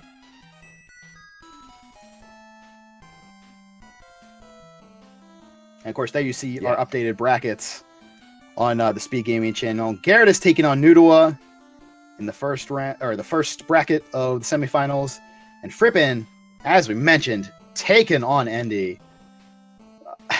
The matches are only going to get better from here, folks.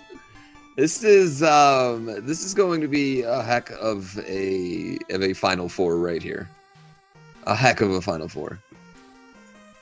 I mean, Frippin and Andy is like that's gonna be. You're talking 1 and 2 in this category, right there. The top 2 players in the world in this category. Yeah, Frippin, I believe, has a 7-11. So Garrett is kind of like sneaks in between the two of them. But I mean, I'm on any percentage easy right now. I'm looking. That's right, on easy. Yeah. That's right. If you're looking overall, it's kind of tricky because for the longest time the runs were really done on difficult. Mm-hmm. And then we said like, it could be maybe done a little bit faster on easy. So it's kind of been a merging of those for especially for this event. But yeah, all 4 of the folks left are. Yeah, it's amazing. We would pick a winner, but that would be impossible. But right now we are setting up for the top of the bracket. Number 1 seed Garrett is taking on the number 5 seed Nudua. And a little bit of an upset in that first quarterfinal match for Nudua. Again, you're watching the DuckTales 90% Tournament brought to you by RGL TV here on the Speed Gaming channel. And we are getting ready for some continuing action here in our semi-final round. Gyarados taking on Noodle. Clash of the Titans. I mean, it's all that the rest of the way, really. A cliche to be sure, but it holds here. It's applicable. Yeah, I mean what can you do? Noodle taking on Gyarados. Anytime you get to see Noodle speedrun, it's a treat. And Gyarados, you know, he's come out of. I remember Gyarados as this young upstart asking some questions on the SDA forums about this game, about Magica specifically. How do you hit her when she's at that mid-level? And then he went away for a while. And then he came back right around the time of, I want to say, Big 20 number 4. And he said, you know what? Tiny Toons, that looks like a fun game. I'm going to get the world record in that. And I said, DuckTales, that's a game I used to want to play. I'm going to get really amazing at that. And I think twice he's traded world record with Endy on this game. I believe 2 times he's held the world record. Yes. Certainly at least once. So it's been amazing to see the ascension of Gyarados in the NES speedrunning community. And then to take on, you know, this amazing talent as Noodle is, we're in for a treat.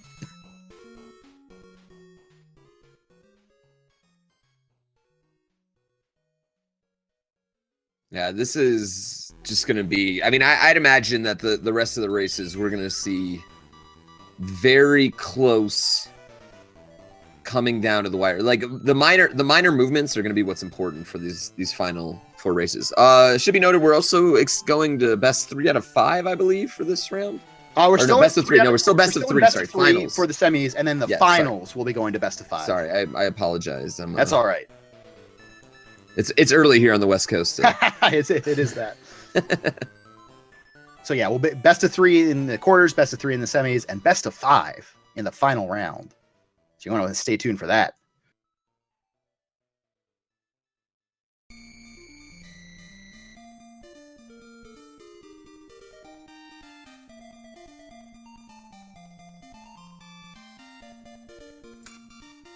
I believe we're just getting everything set up on Speedruns Live right now. We're getting the bot going and the race started there. We'll see that action in just a moment here on Speed Gaming. Thanks for tuning in with us today. Enemy alongside Grand Pooh Bear. Looking here, we got Finland, Sweden, and Mexico left here. Truly international competition of DuckTales. I believe it's Norway, Sweden, and Italy. Norway, Sweden, and Italy? Am I? Oh yeah, Italy. Did you look at like every other flag? I looked at every other flag, yeah. Yeah, Sweden, Italy. Yeah, you know, you're right. I am not a man of the world, obviously. Shout out to TMR. Yeah. That's I was just testing everyone's knowledge of geography, that's all. As we're underway here in our first semifinal race, Noodle taking on Gyarados, best of 3. They are on their way here. We'll see how this goes. Oh, Gyarados taking a hit there. Not what you want to see there. He has to go back and get a kite again. And Noodle first into the skip, but Gyarados a clean skip once he gets there. And Noodle will be to the rat first. We'll see how this RNG plays out. Better RNG for Gyarados, getting that quick hit in the corridor there.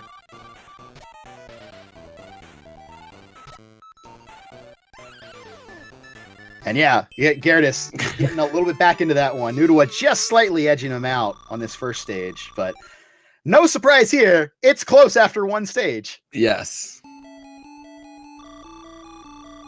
Noodle did go for Copter skipped in round 1. Gyarados did not. Gyarados was playing it safe and going for the B skip. So that could come into play right here. Oh, absolutely. I mean, it'll be interesting to see. At some point, I suspect Gyarados is going to feel like he has to go for Copter. I don't know if it's right now. I don't know if it's in the first game. He might want to do it just to build up that confidence. You know, because if he misses it now, hey, he's got another game and he can go back to just doing the B and feel comfortable. But when you're going against Noodle, you know Noodle is going to go for it. And, you know, you got to get ready for that. Obviously, Gyarados has the skill to do it. Goes for it. No problem. No issue. He was fooling us the whole time, sandbagging. Gets it this time, though, no problem. And just a moment behind Noodwa here. The godfather of DuckTales speedrunning, out to a slight lead here in the early goings, and both get that quick boost up the treasure box.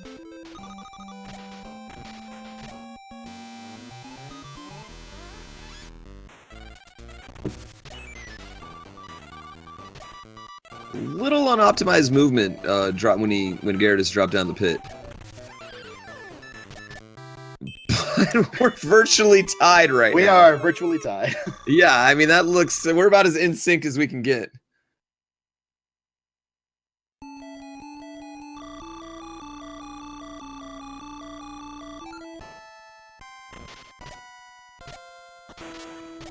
So here we go, on to, now again, this is big RNG part of the race. Going into that Magica fight. We'll see how these guys can deal with whatever patterns she chooses to dole out here today. But we've seen it already. All of these runners here at this point in the tournament, they're all getting those high hits. So it's really just a matter of getting them as quickly as possible. Again, 2-pixel window to make that happen, so pretty tight, obviously. Oh, and there he is. Gyarados has to get up there. The high now. one doesn't look like... Not quite. No. And that's going to give Noodwa a chance to really get out to a lead here, as he has not seen that high pattern just yet. And there it is, Noodwa getting the treasure. And that is huge for Noodwa. And Magica goes down for Gyarados, but now Noodwa's got himself a little bit of a lead as we get ready to go to the African mines. And that's really the fight where you start to consider the possibilities throughout the rest of the run. Now, it's not an insurmountable lead by any means at this point, but the timer is ticking, both literally and figuratively. You know, something's got to start to give as we get closer and closer to the end of this race. But Noodwa now has a bit of a lead, but he's got to maintain. He's got to avoid those little tiny minor mistakes, you know, bonking into platforms, not quite getting the jumps that he wants, that sort of thing. If he can do that, he's looking good right now, but obviously no one would sleep on Gyarados here. Yeah, not much more room for major mistakes, but still plenty of room for, you know, just running into the side of a wall for a couple frames. Like that really costs you in this game and can really cost you in this race.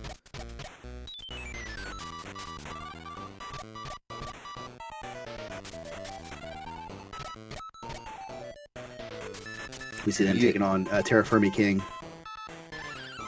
You're using it. You're into it. Everyone, listen, we got to educate the folks. I didn't know. I imagine a lot of people didn't know that was his name.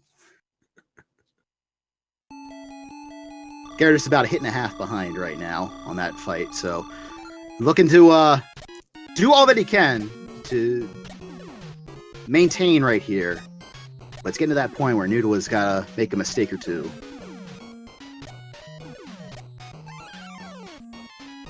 Both getting rid of and taking that hit there from that go. That's a little something. It's not going to be enough by itself, but, you know, could add up. We'll see what happens here. Of course, going across this ice part. Nice and fast. Oh, Gyarados. Doing that pogo into the snow. Obviously, you can't do that in this stage. That's the little conceit of this stage. Pogo on the snow and you get stuck. Oh, and more pogoing issues there as Gyarados tries to get up that rope. That's opening it up a little bit for Noodwa going into this fight against the Yeti here. Gets 2 hits. Good pattern for Noodwa. That's 3 on the left. That's what you want to see. He's going to get that hit just as he's coming into the right side. And Noodwa over and out on the Yeti. But Gyarados getting a hit from underneath the Yeti. You love to see that. Hitboxes in this game or something else. But Noodwa getting out of the Himalayas first. He'll be going on the Dracula Duck. And not a whole lot left for Gyarados to do to make up this time at this point.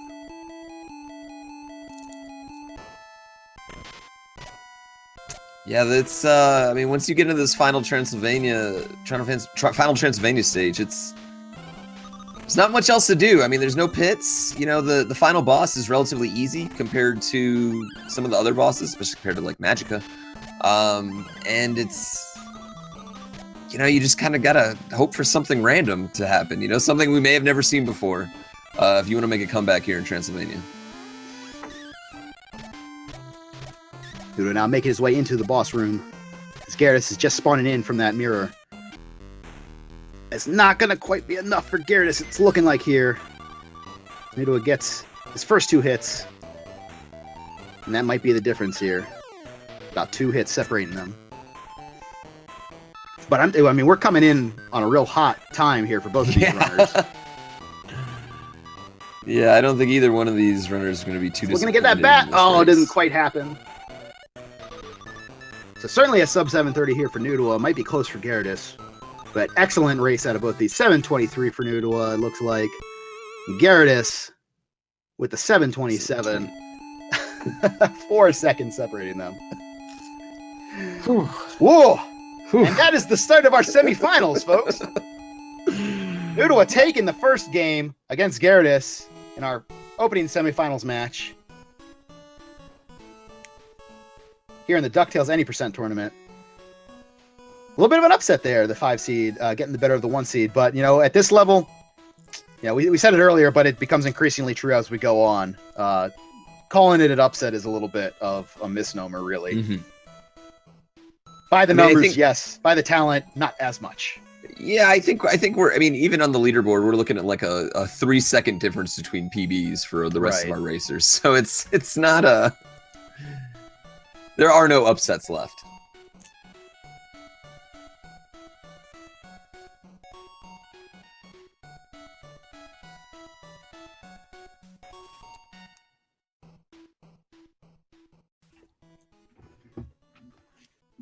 And Garrett is right back into practice. Yeah, look at that. So he knows it's skip or go home. He's going to get that skip. He's going to make sure he's confident on it. And he's going to go for it. And we've seen that in between games. He's gone right back to the Amazon in between each game and immediately practices that part.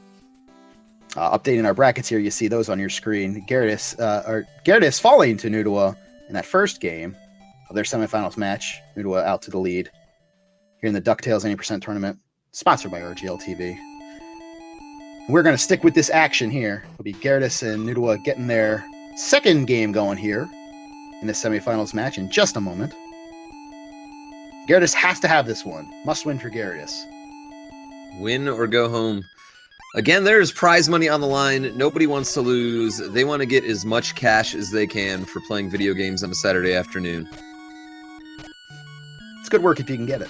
It's the best. It's literally the best job you can have.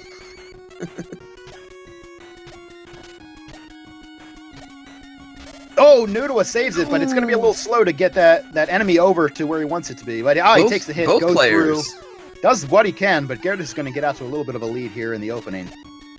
Yeah, both players struggling right there. Neither one got the first try clip. That's right. Gyarados' health also at issue here.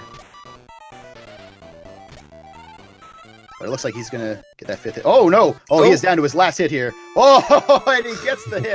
Noodle now, though. A little bit cleaner fight there. He's going to swing the pendulum back in his favor. By about 2.5 seconds, it looks like. So, once again, we see Noodle out to a little bit of a lead, but it is so close right now. We will see what happens here as we approach this copter skip.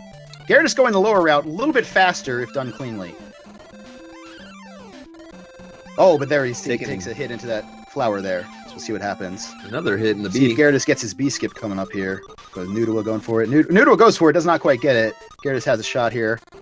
And also does not get it. It's very tough. The window there is so super slow. Gyarados having a little bit of issue getting up off that vine there. Yeah, really struggling up to the launch pad skip. Noodle with the skip. Gyarados with the skip. We are not going back to the start of Amazon, folks. But Noodle having himself a run right now. He is on his way. Super clean. And Pogo's right up off that treasure box. You want to do that right as it's spawning. And I mean, even better from Gyarados, actually, if you can believe it. I mean, he just goes right on up. But now Noodle in the fight. He's going to get this one done first. Oh, misses a hit there, it looks like, but no problem. He's maintaining his pace against Gyarados here as we complete the second stage. That was a great stage for Noodle, though. That was, I mean, he was very clean. Outside of the B Pogo, it was a very clean stage for him. It doesn't cost you too terribly much to miss that, especially if your opponent misses it as well. It's a pretty swaggy strat. So go for it if you can, but it doesn't happen. Not the end of the world. I think that, in these finals, I don't think any runner is going to leave anything behind. I think they're going to go for every single optimization they can. That's an excellent point.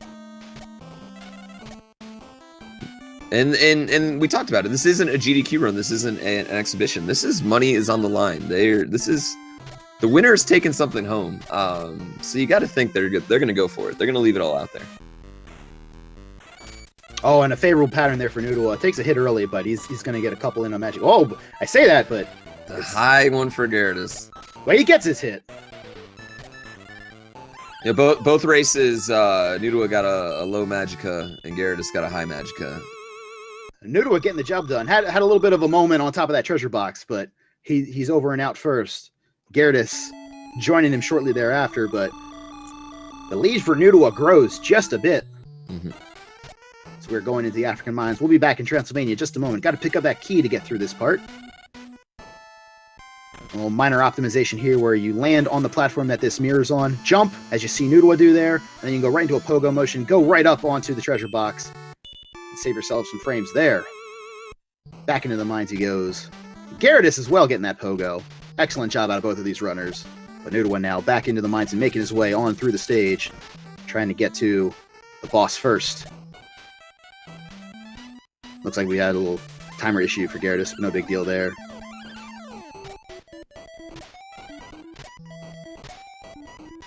Now Noodle, on that final approach to our boss here, we're getting to that point where it's Noodle is to lose.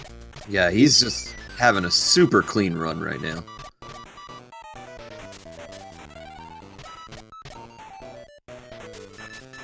You see he's setting up for that very late hit there, going to the far platform there. And that last hit gets it as quickly as possible. Gets the treasure, and he's on his way to Himalayas, and there's Gyarados. Holding to his position, but not gaining any time especially.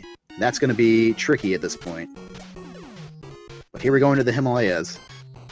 And there is that nasty business that can befall these runners, but they have to... I mean, I would be stunned. I can't even imagine it. It's like Voldemort, man. You're not even supposed to talk about it. It's for this game, it kind of is. No, it seems every runner is preparing against that. They seem to be setting up on the left side, making sure they will not put themselves in position to soft lock. Again, Gyarados it's not that he's doing anything particularly bad, but he's making a lot of bumps and having some issues here. No, I mean he had a tougher Magica fight. Yeah, tougher Magica fight. That's kind of the difference at this point. Noodle has run a much cleaner race so far. It has been exceptionally clean. Yeah. There you see Gyarados. Oh my goodness. No. That'll do it.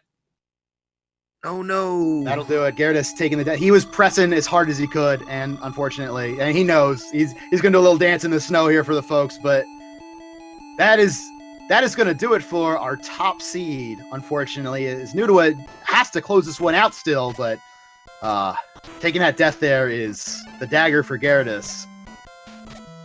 Shout out to Gyarados. I mean, he was going for it. He was trying to save every frame he possibly could. He went for it. He missed that third hit on the left side, and he was just trying to eke out an extra hit in the process, and unfortunately took that damage there. Showing where you can get to in the stage. A little bit of alternate pathing there, but shout out to Gyarados. Excellent job throughout the tournament to make it to this point. But Noodle is on a victory march right here, and barring some absolutely catastrophic malfunction of hardware, this is Noodle's race here, and Noodle's match. Gyarados now, he's back to the Yeti, just to say, you know what, you're not going to get the better of me, son. And He's going to do a little dance over the treasure. There it is. And Nudawa has that nice peak on his pogo. He'll be going up the rope here to close this one out. Looks like around a 724. Super consistent so far for Nudawa. 723 for Nudawa. And Gyarados, the Yeti, unfortunately, got the better of our number 1 seed. And it's Nudawa moving on. Norway or highway, folks. Nudawa moving on to our finals. Congratulations to him. Excellent job out of Gyarados. And an excellent tournament for both of these. But Nudawa's moving on. Gyarados is trying to close this one out.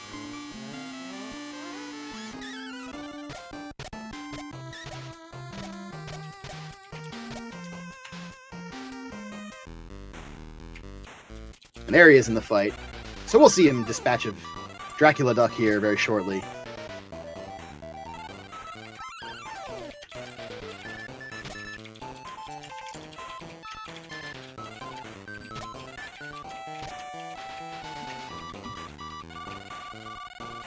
And there's Flintheart talking some nonsense there.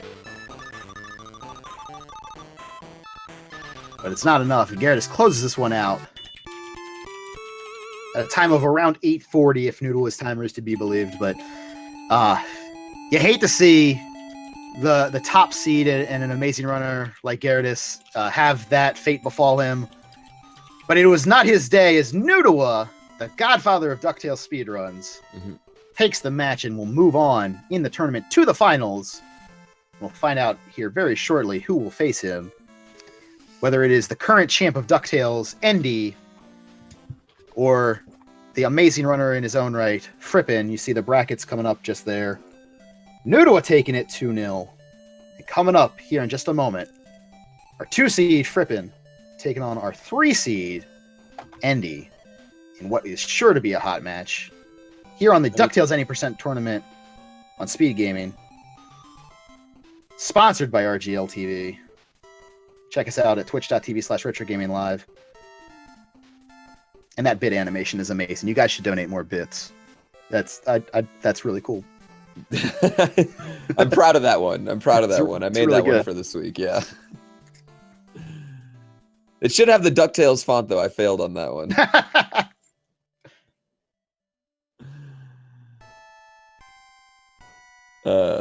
But yeah, again, all this money too is going, all the bits, all the donations, everything is going straight to the prize pool. It's going straight to these runners. Everyone in the top 8 is going to get a percentage of this prize pool. So the more you donate, the more every player is actually going to get, which is awesome.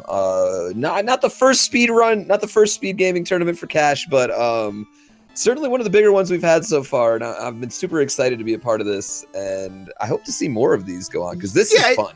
This is fun. It's really interesting and cool to see the speedrunning community grow to this point where now we can offer money cash prizes to these competitors to really award their great dedication and their exceptional talents in an event like this. So it's nice that as a community we've gotten to this point where we can do this. And we're getting ready with our next match. We're getting set up here. Frippin versus Endy getting ready in just a moment here in the DuckTales Any Percent Tournament. Our second semifinals match. Oh, as the bits keep coming in, I love it. The generosity of these guys. If you're gonna donate to something, gotta donate to these racers. I mean, are you kidding me? The show that they put on for you guys today, man, a worthy cause if ever there was. Absolutely. We'll be going in here in just a second. I am excited for this semifinal match right here. Endy has been the most consistent so far today. But he struggled last week. He did struggle through a lot last week. Frippin, on the other hand, in both his why he won 2-0, kind of put up a less than stellar time for him in the first round here of the finals. And so I'm very interested to see both their mindsets going into this match and also how close it's going to end up being.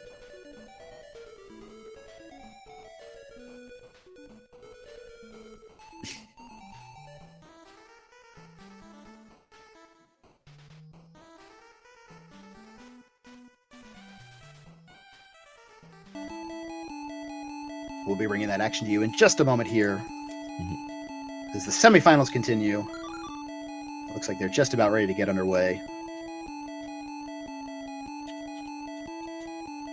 And here we go. As always, starting on that moon, getting that skip. It's all what it's all about. I never actually timed it out how long it would take if you you bypass this skip. A long time.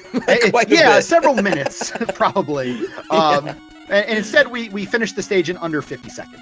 Yeah. So it's pretty tremendous. The unfortunate thing is, of course, you miss out on the amazing moon music. Probably a top 10 NES song on anyone's list, I would imagine. But here we go, onto the rat fight. Looks like he's maybe a little bit more cooperative with Endy. Wow, he's staying on the ground for Endy there. Oh my goodness. Yeah, he is. Just a couple seconds ahead for Endy, but that sometimes that's enough with Endy. You never know. But a little bit of a lead here. In this game, man, any frame you can get is going to matter. Hey, listen, you can't win without a lead, and Endy has the lead at the moment, so we'll see what happens. But here we go, on to the Amazon. This is the big scary one. Maybe not the one that's going to turn the tide as much as Magica can, but certainly this is the one where you have to make it happen. And if you do, you keep pace, and if not, well, you tip your cap. Oh, both players getting pogo skip. A little B boost there. We love to see that. The swag is real as they are on their way, coming up. Oh no, Frippin'! Oh no. And that was a situation where he tried to pogo, but the pogo didn't quite happen. Pressed that left button to start moving over, and unfortunately was still on the platform and walked right off. Oh no. And this is a situation, against Endy. It's the saving grace here, of course. This is the first game. Yes. He's got potentially 2 more chances here. But the pressure firmly on Frippin now, as he's got to regroup, let this one go. For most accounts, I mean, there's a possibility Endy could have an issue, but it would really be on this stage. As we see him, the dispatching of the boss here, it's becoming tough to foresee that path to victory for Frippin in this game. He's going to have to let this one go, have a short memory, and come back in that next one. Yeah, the longer this game goes on, the less chance you have of actually dying, it feels like. And, with Endy, I mean, you're talking, he's the best in the world at this, and there's a reason. It's going to be hard to make that up, but it is game one. He got through it the second time, no problem. That's all you can do. You're just going to have to shake it off and come back. It's far from over.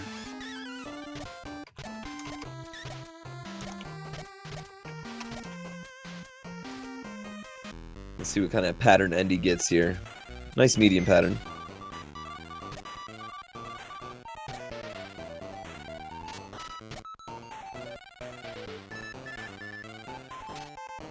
Gets a hit on the high. Not the most optimal Magic fight, but in this case, it'll do just fine. Yeah, you never know if the runners are watching each other. If they are, I think Endy knows that he can kind of let up off the gas just a smidge. About a minute or so separating them at this point, roughly. So it's tough for Endy to give that time up. If he just plays cleanly, doesn't press too much. We see Frippin now on the Magica fight, and he's pressing now. You see him trying to do everything that he can, but he knows he knows where he's at this point. Whether or not he's watching Endy, he knows where he's at, and he knows it's not where he wants to be. But again, that's the great thing about the best of 3 format here. Yes. He's gonna have another crack at this, and to try to force that game 3. Yeah, gotta have a short memory here in this tournament. That's right. See Endy now getting on to the boss here. No great shakes in this boss. Again, you want to get that late hit to try to speed up his movement. Saves a few frames each cycle. And Endy is done. He'll be going on to the Himalayas. Frippin, meanwhile, making his way through the African mines. It's just going to be too little too late for him, unfortunately. That copter skip not cooperating this time. Andy is now into the ice and snow. I mean, well, we did just see Gyarados take a death in our boss fight here. We did, but it should be pointed out that Gyarados was the one pressing from behind at that point. No, totally, So, but it could happen. It could. Is what I'm saying. It Sure. could. The possibility exists. I really want to know the lore behind the Jason hockey mask guy. You know, I just have to know whose idea it was to put him in this game. It was the 80s idea. Someone said earlier it was just like it was promotion for the Mighty Ducks movie. This had to have come out before the Mighty Ducks. Oh yeah, definitely. This game 100%. actually informed the Mighty Ducks. Yeah. They're big fans at the Disney production movie studio. They're big fans of this game. They're like, hey, that's the logo right there. That guy. See on Frippin's screen. That's him. D2, lock it up. I'm pretty sure that's exactly how the pitch meeting went, you know? Like it's like DuckTales, but only the Himalaya stage. And also Bubba's not there.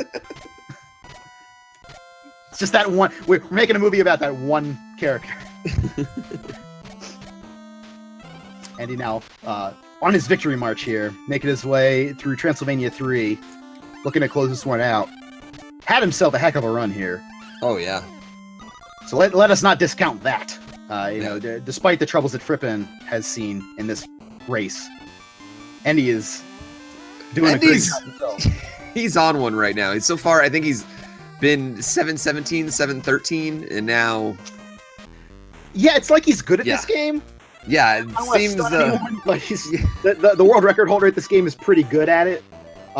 He did once say that he could play this game in his sleep, so I don't think he's asleep right now. But he's putting this race to bed, that's for sure. Wow. Look at the task bat just to show it. Wow. Just to say, look at me. Here's a 7-15. Deal with it. Wow. 7-15 in a race. Oh my goodness. It's like he's getting better and better with each of these, which is really saying something. When you're Andy, it's tough to set the bar higher. But he's managing to do it, sticking in that 7-teens area. And Frippin, quietly, considering he had that death. The death, yeah. He's going to come in and under sub-8 here, which is pretty admirable, actually. I mean, that death cost you darn near a minute. They're about. It's easily 40 seconds in that death. Yeah, I mean, Frippin had an incredibly clean run outside of that one miss, honestly. But it's not enough, of course. You know, you can't have a big miscue like that against Andy. Andy with a 7-18. Putting a stamp on this first game, but we got another one coming at you in just a moment here. As the semifinals continue here on the Speed Gaming DuckTales Any Percent Tournament. Our best of 3, Andy taking the first game with a 7-18 compared to Frippin's, I believe, 8 flat. Somewhere around there. Now Frippin has to shake it off, forget what just happened, and get right back into this one. Frippin has the talent to win this. Oh, absolutely. Certainly win this. Absolutely. But now it's a mental issue a little bit. You know, gotta put that one out of your mind and just play the best that you can. You mentioned he was sick earlier. He needs his Michael Jordan flu game right now. Yes, that would be a good one to pull out right now.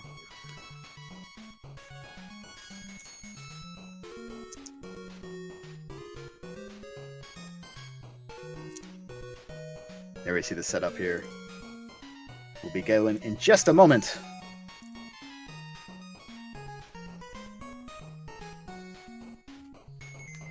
See if Frippin can force the game 3 in the rubber match. But after a 7-18, and he may be unstoppable. He's been wildly impressive so far today. And here we go. Here we go. Our second game here in this match. The semifinals, Andy versus Frippin. Frippen, of course, having the issue with the copter skip last time. We'll see how this first skip goes. Getting knocked into this barrier on the moon. Oh, Endy. Gonna have to get second cycle. Yeah, it's Endy who's having the issue here, and Frippen now jumping out to a little bit of a lead in the early going. That is the first, kink in the armor we've seen from Endy all day, so he is human. He is. I've seen him in person. Confirmed human. And there we go, Frippen getting the kill first. Endy with that last hit. About 4 or 5 seconds behind, it looks like, at this point. It'll be interesting to see if Frippen is watching behind the scenes. Yeah, that's a great lead after stage 1. So here's the decision. If you know you're about 4 or 5 seconds ahead, would you forego the skip after what just happened? I mean, if I'm Frippen, you at least got to think about it. I mean, you have to. I mean, you're 5 seconds ahead. It's not a 5-second difference between there. He can. Oh, the B boost for Frippen, and for Endy as well. I'm interested. I'm expecting he goes for the full launchpad skip. Will as well. Here we go. I probably set up. Yeah, we got it. No problem that time, and Endy right there with him. But Frippen maintaining that lead. He is going up this vine.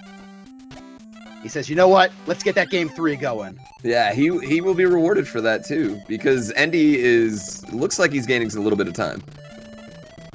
That bold play by Frippen there. He knew what happened last time. He put it out of his mind, and he got the job done. He's on to the boss fight here. Yeah, very, very big props to Frippen for having a short-term memory and just executing, you know? Not letting the last game bothering him, putting it out of his mind, and just executing. And Frippen gets the fight done again. About 1 hit ahead in the boss fights here. So it's about 4 or 5 seconds, thereabout. And Frippen on his way to Transylvania 1. And then we'll see what Magica has to say about this race. Because we've seen the tides turn so many times in that fight. The RNG that she can give can really swing things. But right now, Frippen has got to be feeling much better about how this race is going.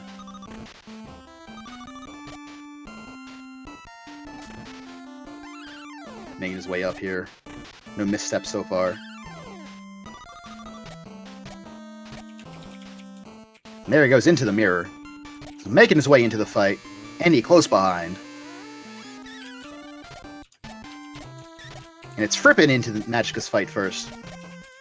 And a mid pattern to start. So he can definitely get a couple hits out of that. Mid pattern for Endy.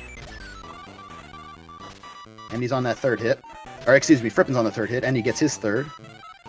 And Frippen done with the fight. 4 hits for Endy. And then Endy follows her up, gets the 5th hit. But Frippen keeping that lead ahead of Endy.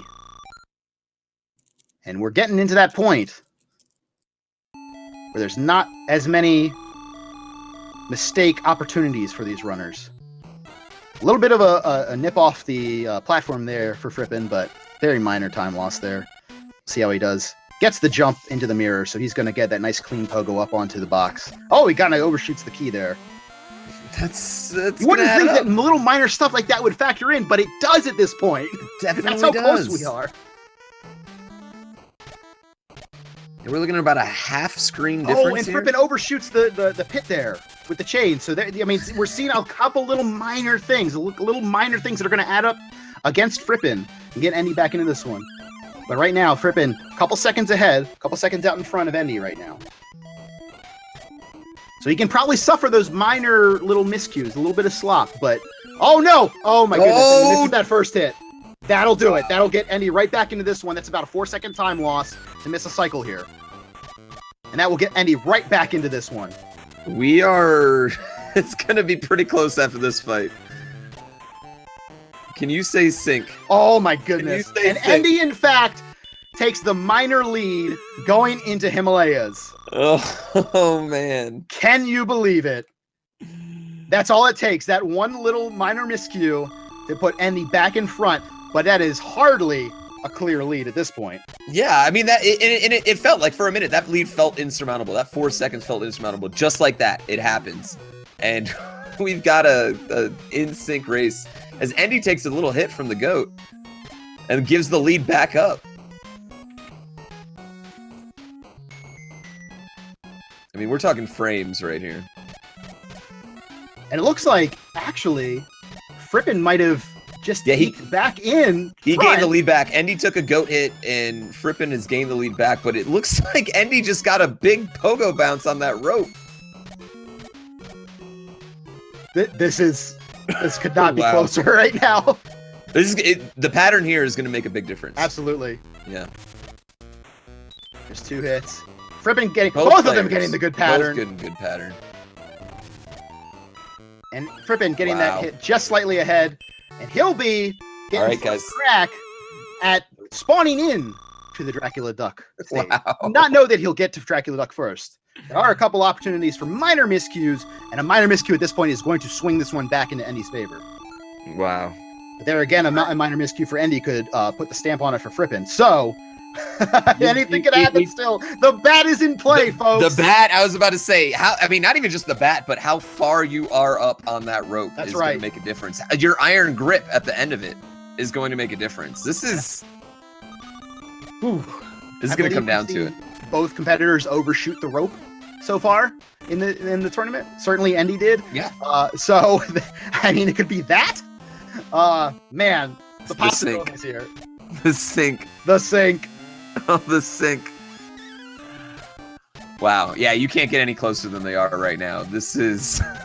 I mean, I feel like Endy may have just squeaked in right before Frippen, mere frames before. First hit, second hit, in sync. Oh my goodness. How many times are we going to say sync before the end of this run? There's another one. 3, 4. And where does the Dracula Duck spawn? Spawns in a good position for Endy. Not a good position for Frippen. Endy with the bat! Endy with the bat! The bat! That's the difference. That is going to do it, folks. Oh my goodness. What a race. And a 7:18 again for Endy. Frippen with a 7:20. 2 seconds separating these amazing competitors. What a race. Wow. Clutch. I mean, what can you say? Endy right there just like clutched out that last bat. Wow. Frippen did all that he could, but Endy did just a little bit more. And what an amazing race.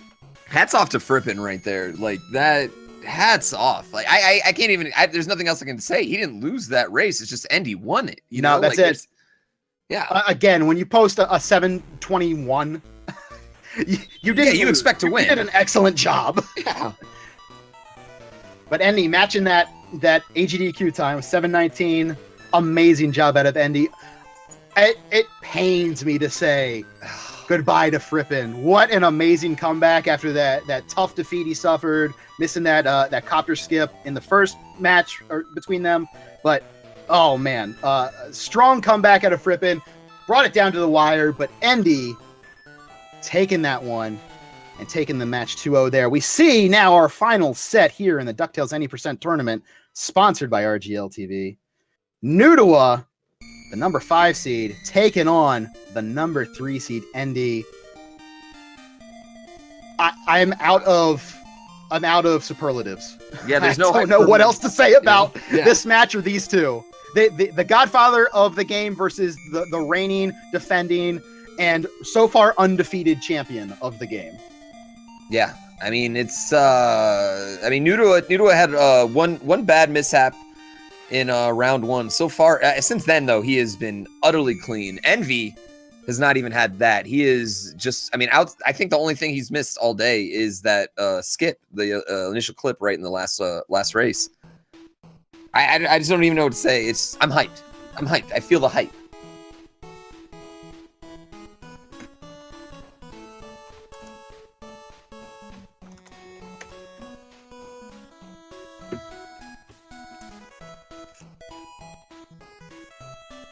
The path these two have traveled to get here. This feels like, on some level, the showdown that we should have. And we should remind folks, best of 5 this time. The winner will have to take 3 matches against their opponent. And what is sure to be an amazing series right here in the DuckTales Any Percent Tournament. What a final. So many great runners, but to come down to Nudua and Endy, this feels special to me. Yes, I agree. It kind of feels like it's like like Kobe versus LeBron. I hate to go back to sports ball references, but like like the old guard versus the new guard coming in. Yeah, is this to further the sports ball metaphor? Is this a Kobe putting up 80, or is this LeBron being LeBron? Yeah, exactly. I mean, it definitely feels a bit of I don't want to say the old man because obviously Nudo is not an old man by any means, but can the old guard hold on? Yeah. Can the forebear? Can he hold on? Can he keep his title a little bit longer? Or can Andy complete the full takeover of his kingdom, of his DuckTales kingdom right here? Someone says Stephen Hawking versus Bill Nye. I don't know if that one applies, but okay. Is that a tennis one? I'm again out of my depth when it comes to tennis. I will let other people make that comparison. I would have loved to have given a better a Harry Potter metaphor maybe or something for that, but Newton versus Einstein. There it is. That's the one we're going with. Yeah. I was about to say I think I'm showdown of all time. Yeah, Newton versus Einstein. That's a good one. Yeah. Yeah, I was about to say I think I'm like 4 or 5 years older than Nudua is actually, like in real life. So I think calling him an old man was not what I meant, but the old guard version. When he got first cracks in, and he set the bar very high, and for Andy to do what he's done with the game is amazing. Yes, to put it simply. And we're going to see these two in an amazing showdown coming up here in just a moment. And I'm going to stop saying amazing now because I use it too much. But here we go. Getting our race ready here. We see them both starting on the moon. That's where we start here in this game, as you've seen so many times before already. In the finals of the DuckTales Any Percent Tournament, Andy taking on Nudua. Best of 5. We were getting underway here in just a moment.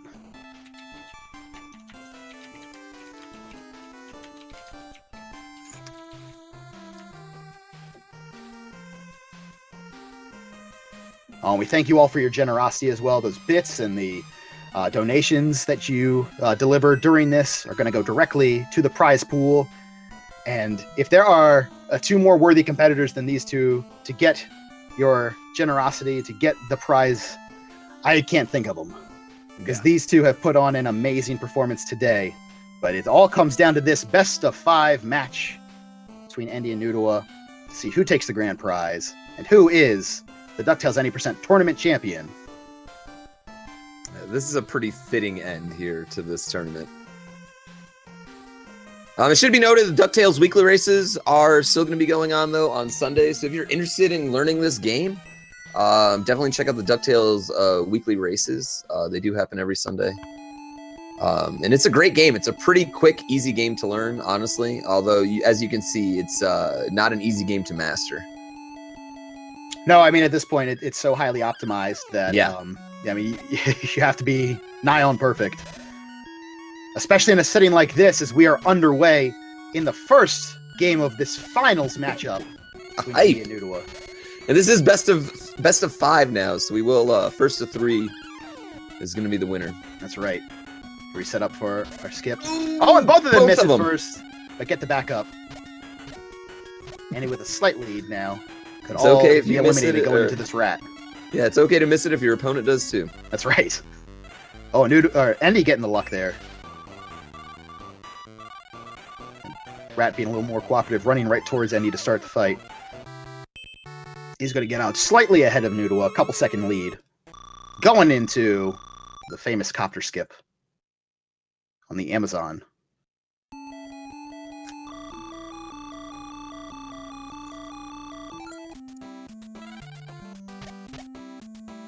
It would be very easy to say, if you're just tuning in now, oh, Andy's out to the lead. That's good. He won. No.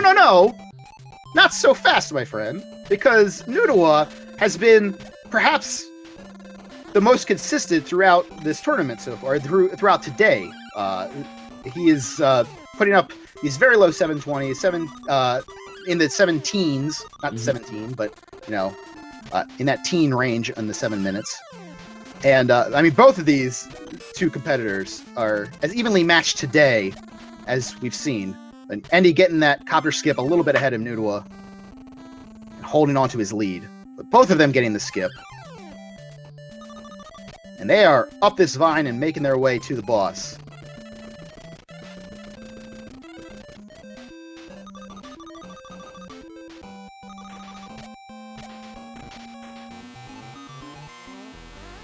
And he gets first cracks at the boss. See what sort of pattern he gets. Pattern not too detrimental in this one. Can save you a little bit of time if he stays low as he goes to the right. No problem for Indy. Making quick work of the boss. Nudua shortly behind. He's just about maintained there for Endy. And he'll be on the Transylvania first, and then we'll see what Magica has to say about this one. We've seen it so many times, Magica playing a part with her RNG. Changing the fortunes of a run, but Endy will be going into that fight first. As long as he doesn't have too much of an RNG nightmare here, he should be able to maintain this one. Most of these runners very capable of getting those high hits against Magica. It's really what you need in order to mitigate any bad RNG that she throws your way. Yeah, we really haven't seen either of these runners have much issue with Magica at any point today. And he gets to her first. Let's see what sort of pattern. There's the high pattern right to start. And you're trying to get up there. Not quite not getting reaching it. That 2-pixel window is tough, and Magica comes down. Nudua getting the hits before. Getting a better pattern. It's going to be a bit of an equalizer, it looks like. And there's Nudua taking that lead. And there it is. That RNG playing a factor. Now Nudua. They basically switched spots. The pendulum has swung back into Nudua's favor. And he will be going into the the African mines with a slight advantage. That was about an 8-second swing right there overall.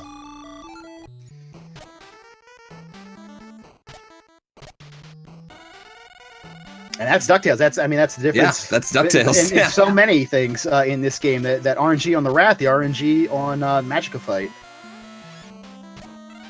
Nudua getting the key first, but Endy close behind gets that clean bounce right on up there with the pogo. He's coming back in. You can almost feel Endy pressing that D-pad just a little bit harder. A little bit harder. Nudua you always feel like if you just hold right a little bit harder, he's gonna go just a little bit faster. That'll be the time where he gains a couple frames, right? Yeah. Gotta do what you can in a situation like this. Nudua is flying at this point. In the first hit. 5 hits here on all of these bosses. We did see that missed hit by Frippen in the last match, but so far, no problem for Nudua. And there's the last hit. Endy about 1 hit behind. Roughly 4 seconds difference there. Nudua has a pretty solid lead here. Yeah, and again, we're getting to that point where, unless something really nasty happens, Nudua is looking really good. Yeah. But here we are. Not ready to give up that title yet. We've seen enough throughout today that we can't write anything off. But as we start to approach that final showdown, we can sort of see how things are playing out. So Nudua makes it onto the ice first, gets a nice little speed boost. There's Pooh Bear's favorite enemy. I'm just fascinated by him. I need to know more about that enemy. And he getting a little caught up trying to climb up or jump up onto that ice block. Not a big time loss, but one he can ill afford at this point. And Nudua was going to make it to the boss first. No surprise there. We'll see what sort of pattern he gets. Not a favorable pattern, but he gets that 3rd hit in. Doesn't miss a hit. That's going to be okay. And there it is. Nudua making his way to that all-land clear screen and back into Transylvania 3 for that Dracula Duck showdown. Does look like Endy gained a little bit of time back during the Himalayas, but I don't think it's going to be enough for him. It's tough at this point. Nudua's going to have to make a little bit of a mistake here. 3-4 seconds is tough to regain at this point. That's more than a rope miss, Yes. Yeah.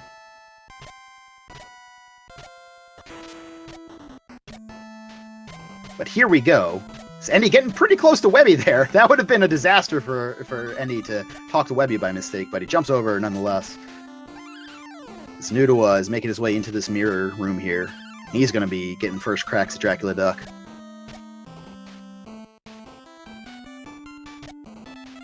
And again, you want to get 2 hits every cycle, and then close it out on that third cycle with the one final hit. If you can get a bat, that's great. If not, you just want to pogo as high up as you can. But I don't think that's going to make the difference there. Now, I'm not sure, but it looked like Noodle might have missed a hit on that Dracula Duck there. I don't think he did. I think it's just the 30 hertz flicker kind of playing tricks on us. His positioning was good. We'll see here. Yeah, there's the 5th hit. He's fine. Gets that left bat, so not cooperative there. Oh my goodness. Whoa. Oh my goodness. Whoa. Whoa. Whoa. Wait, what happened here? Whoa! What happened? How did Andy make that time up?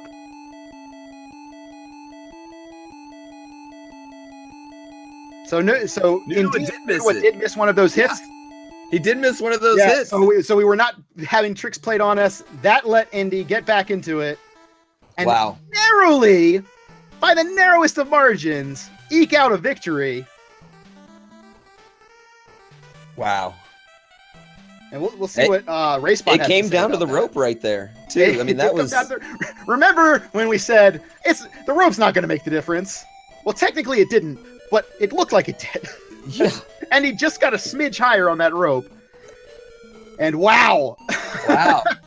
I was not anticipating that. I did not see that coming. We were in the blind on that one, you know? Yeah, kind of literally. It was a little hard to tell if he was actually blinking from taking hits or not, and sure enough, Noodle had to get that extra hit in there.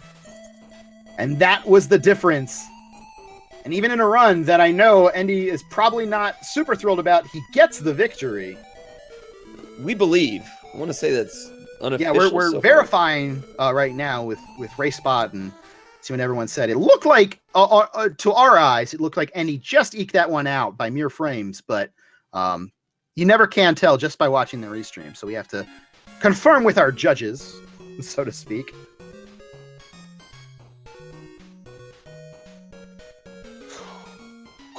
Wow. I mean, anything can happen in this game. I tell you what, like, it's... Wow.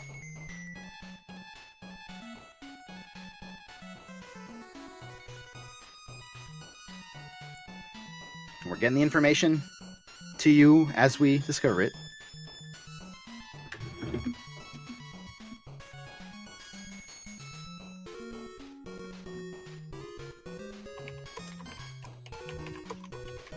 So it looks like RaySpot has awarded this to Andy, which is what we witnessed on our end. So I think that everything squares there.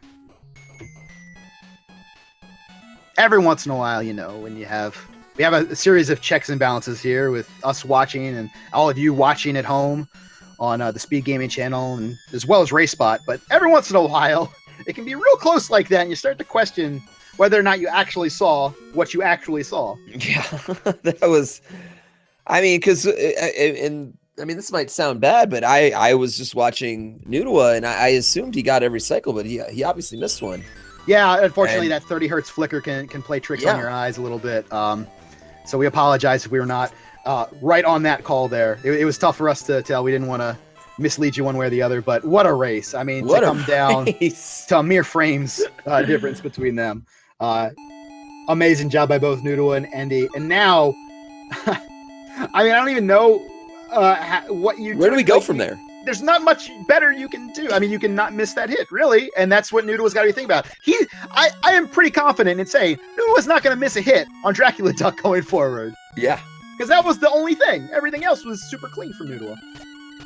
But here we go, back into it for round 2 of this best of 5. And Andy going into the pit to start. Wow. Oh, my goodness. Oh, Noodle can't get in the clip.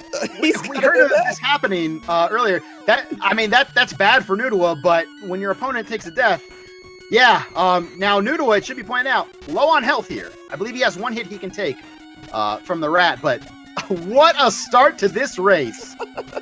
Not what we expected, but it is sure interesting to say the least. Great rat pattern here for Nudua. And he is closing up the rat fight just as Endy is starting it. And we'll see what the difference is between these two. But man, that death for Endy, that is...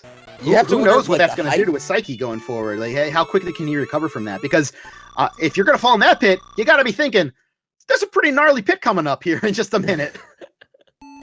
You got to wonder if like the hype from winning that close race was getting to him. The blood, the blood pressure, the heart's beating. Could be. Like, the nerves, the nerves at the end of the day. I mean, this is big money. This is different than even a GDQ race. That's generally the biggest thing we can do. The winner of this race is taking home a good chunk of cash, and players could be feeling that, especially as they get closer to that final victory. You have to wonder if that's what we just saw with Endy. No problem with the skip there for Nudua. Endy going for that B boost, not quite getting it. But now here we go. And this will be really interesting to see. Gets it set up. No problem for Endy. He's back in this one. But of course, Nudua maintaining that lead.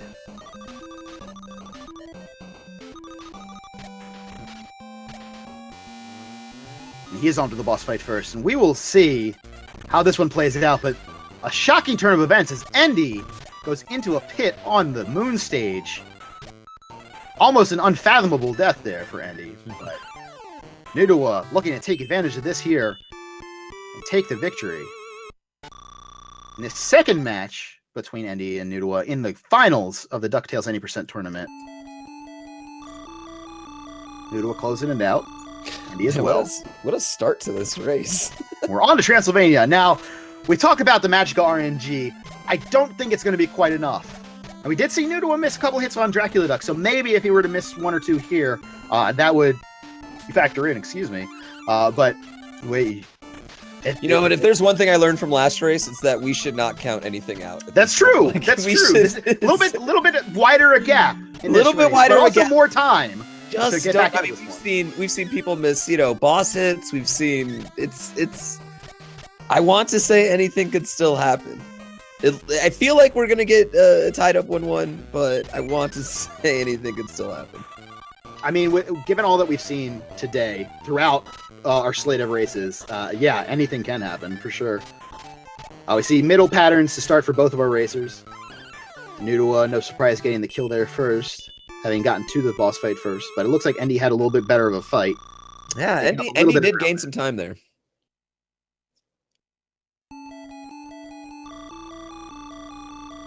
Now it's just about playing as cleanly as possible for Endy and hoping that Nudua makes a couple mistakes here and there, minor ones or a big major one. The opportunities for that are running slim, but they are still there.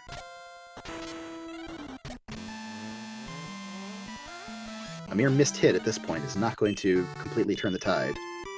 But it would help. This will be big for Nudua to come back and get a win after that heartbreaking loss in game. That's right. Yeah, I mean, when you play that well and you lose by frames, I mean, it does something to you. It might not crush you, but it definitely is frustrating. It does, like, what do I got to do, Like, it gets you that feeling. But this is, he's got to be feeling good with his run so far.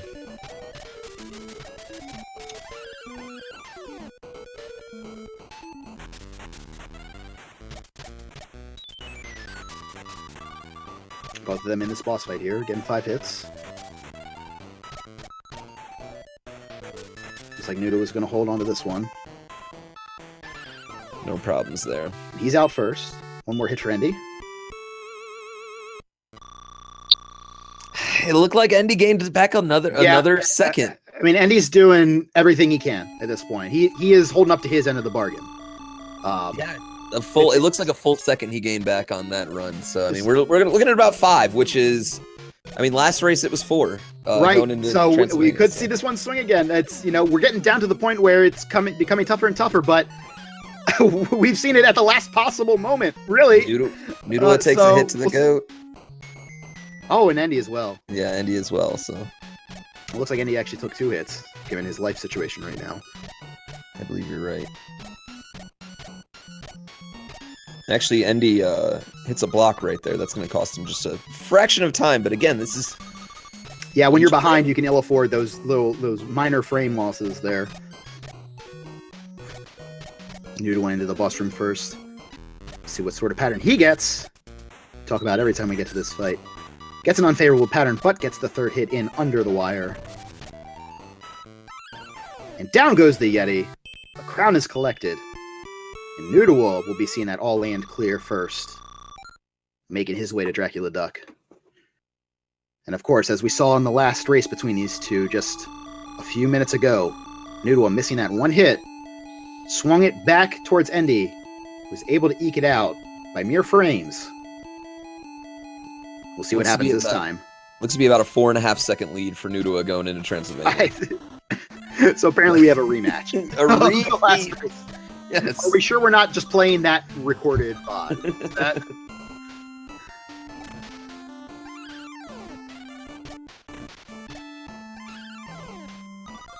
I'm on the edge of my seat, like literally, right now for this.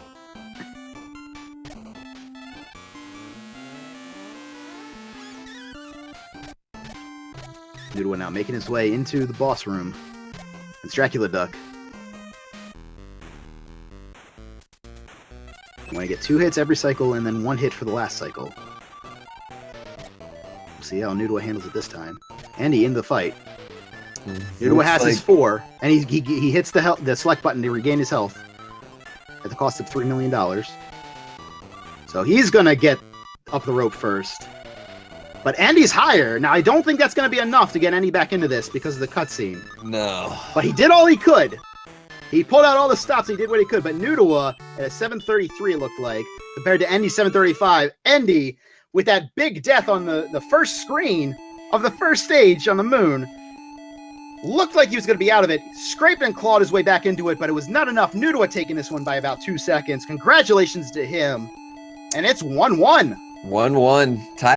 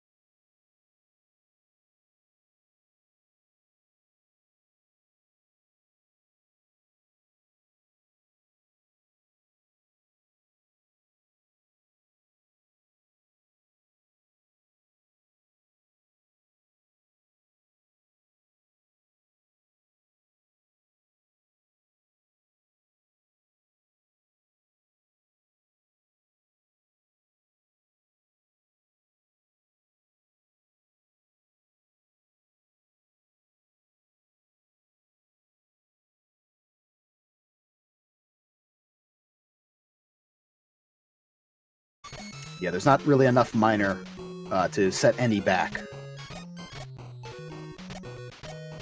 But here we go into the Yeti fight.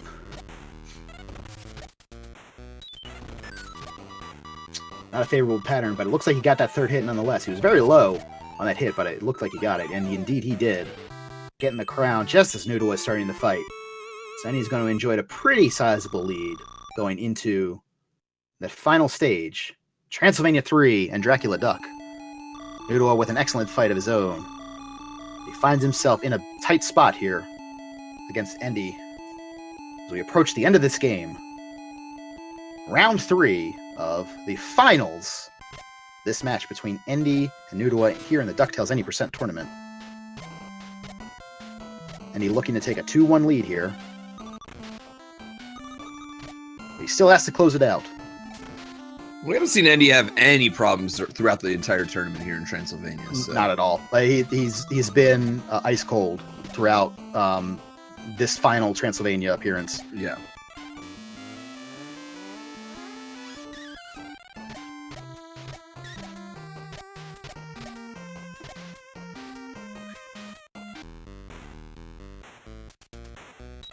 Starting off with a right pattern from Dracula Duck. Should be no problem. He's also gotten 2 out of 3 bats here in the final, or wait, both bats.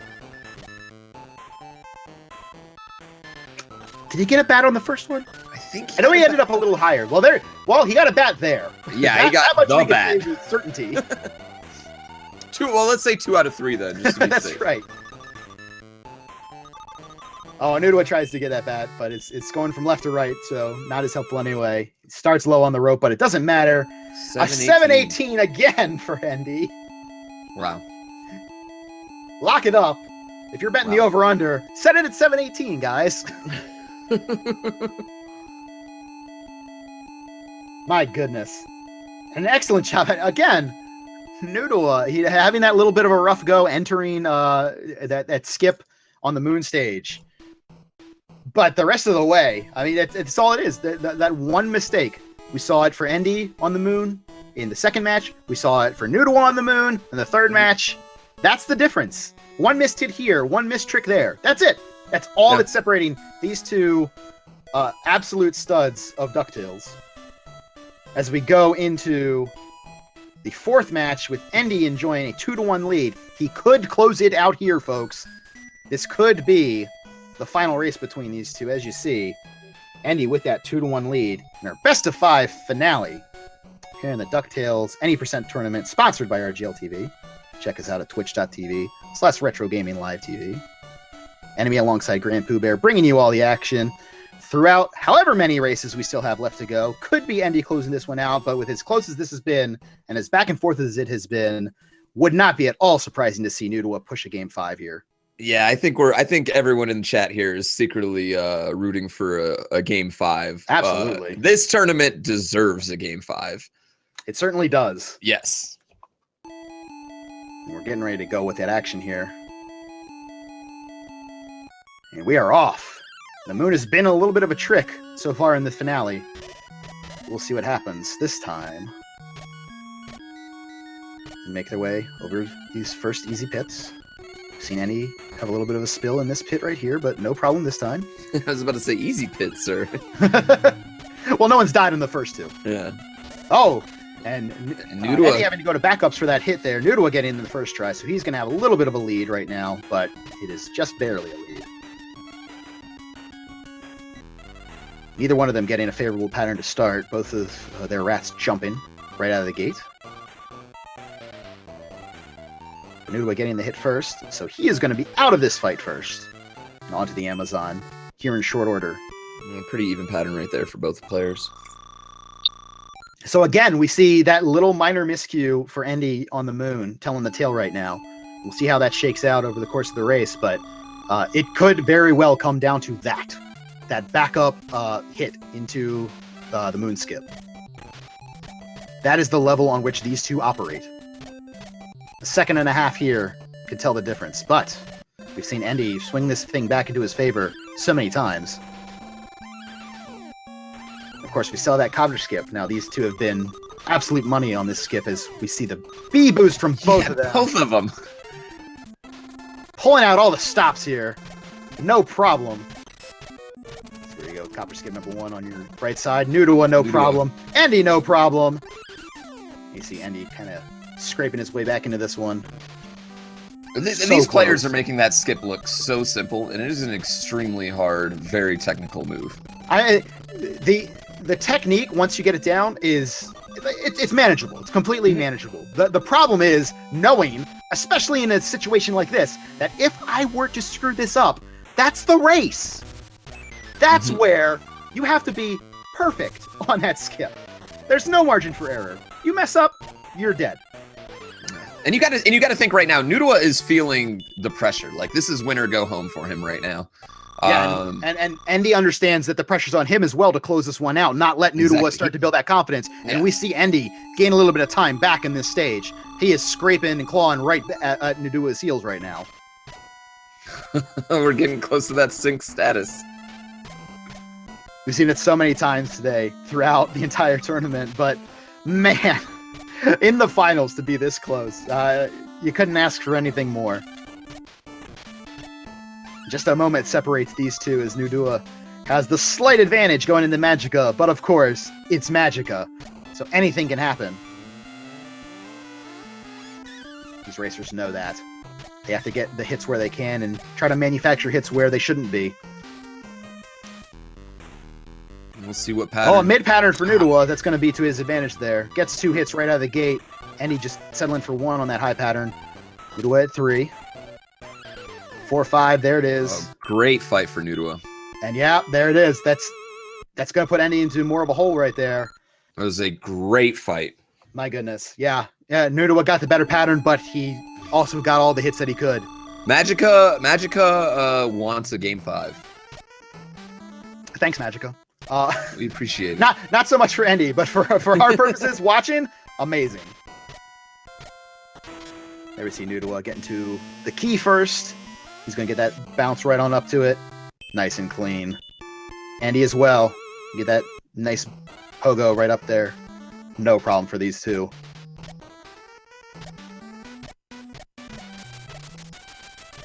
Oh, iron grip. Grabbing onto that chain. Gotta watch out for iron grip. D-pads are hard, man. Actually a pretty significant time loss, actually. Yeah, I mean, at this point, yes, absolutely. If he misses a cycle on any of these bosses, Andy's right back in it. Oh, absolutely, yeah. Oh, but Andy having a little bit of struggle getting up and over that little ledge there.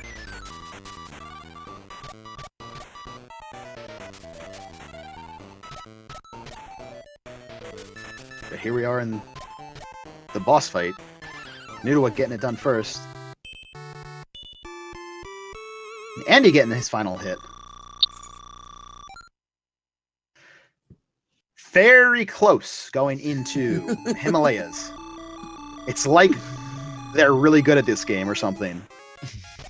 I think this has been the time difference on every appearance of the Himalayas in this contest between them. This is something else. The consistency these two are displaying, the level of talent that they bring to the fore is amazing. It's really something else. You see that staggered stair step there for Nudua, getting over that pit, no problem. And making his way across this ice. And up this rope here, getting that big pogo. Andy as well. Andy with great movement there. Yeah, they're both flying through this stage. Yeah. You see, Nudua did take that hit though, so that's gonna save a little bit of time for Andy. Pattern. It's a good pattern. Good pattern. I mean, these guys have been making the bad patterns work for them. We see Andy right there gets the bad pattern. There was a little bit of flicker there, hard to tell, but yes, he got the hit. He got it. Yeah, it's not like we've seen either one of these racers struggle with either pattern. No, they're but it does make it easier. Yeah. Kind of breathe a very minor sigh of relief when you get the good pattern. Like, okay, great. I don't have to force anything. All right, we've been here before. Nudua with a slight lead going into Transylvania. And of course, in that first match, it was a missed hit by Nudua that got Andy from basically this exact position the victory. So we'll see what happens here. one would suspect that Noodle is going to be very, very precise with these Dracula Duck hits, but we'll see what happens. So Noodle is in the final corridor here, making his way to the boss room. You see that quick turnaround to avoid the hit from the ghost. Oh, this is tense. He will be getting his hits first. 1 and 2, so he gets the double on that cycle. 3 and 4. 1 more.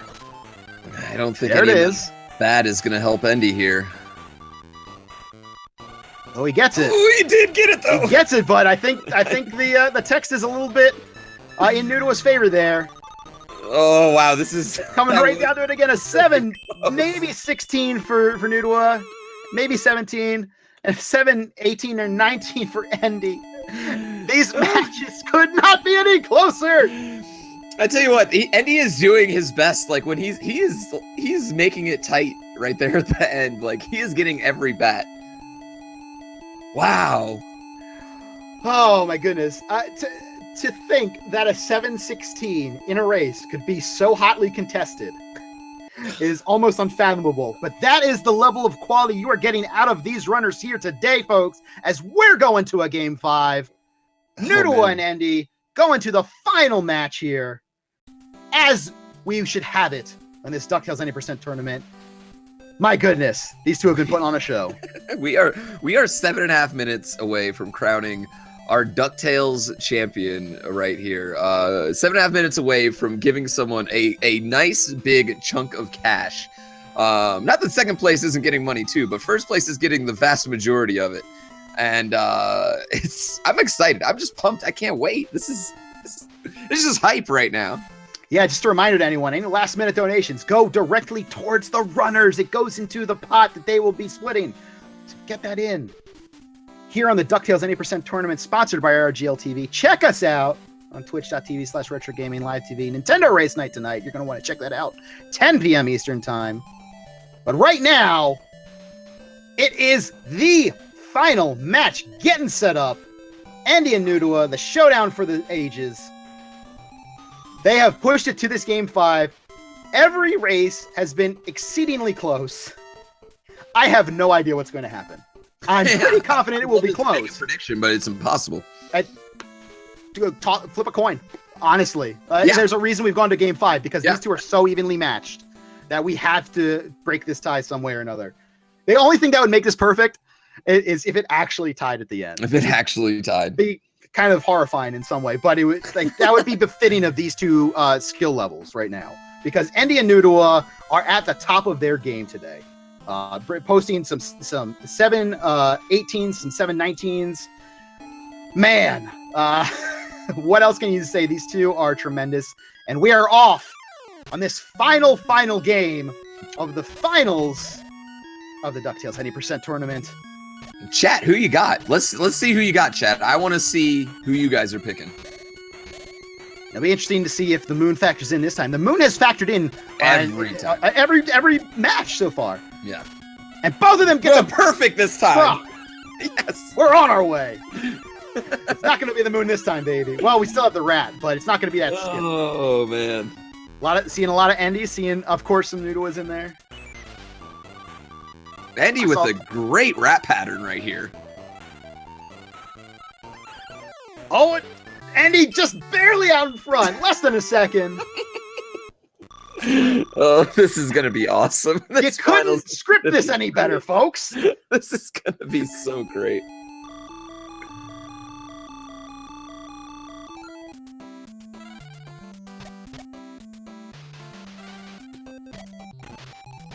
I mean, this copter skip is... Copter skip, B-boost, the Tazbat. I mean, like, everything is on Everything's the table in play, yeah. Everything is going to matter. Here we go. Endy with the B. Noodle with the B. Everything is happening right now. They've got it down to a T. And here we go. Endy and Noodle. The double copter skip. Oh, and Andy having a little bit of struggle getting up and over that piranha plant there. Sink. And now, oh my goodness. Oh my goodness. The How word could you clutch be any is coming to closer? mind. See what sort of pattern they get from the Sentinel, but oh my goodness. Oh my gosh, the sink. Okay, Andy getting the high pattern. So Noodle was got the third hit a little bit faster, it looks like. Oh, but Andy getting the fifth hit, and he's just eked back out in front. Slightly ahead. Oh my gosh. The finals, ladies and gentlemen. Could you ask for anything more? Man. This is, I mean, if it stays like this, I mean, I'm just rooting for good Magicka for both of them. Yeah. It's all low patterns. Let's go. Oh, a little mishap right bounce there to get up that rope. And need just a few frames extra there. That could be the difference maker, honestly. Absolutely, it could. All right, Magicka, be cool. What is she gonna give our racers right here? Andy into the boss room first. Magicka going high for Andy. And a low for Noodle. Noodle getting the quick 2 hits. I'm not sure Andy got a high one. It's tough to tell. Noodle at 3, 4, 5. There it is. Oh, wow. And Noodle is over with the fight. Oh, Andy trying to scrap this one back together. Gets it. But Noodle jumping out ahead. That favorable Magicka RNG. Huge. And he is taking the lead going into the African mines. But again, we're looking at about a 4-second difference. Have you heard us say that before? Means nothing until the final bell. I tell you what, Magicka has definitely been on Nudua's side here in this finals. I tell you what, little bit of miscue there for Nudua. Does not get the clean jump into the mirror, so he has to jump up. He doesn't get the clean pogo. That'll save a little bit for Andy there, but it's not going to be enough in and of itself. We'll see if these things add up. We had a little bit of issue on that chain for Nudua last time. No problem this time. He makes his way down.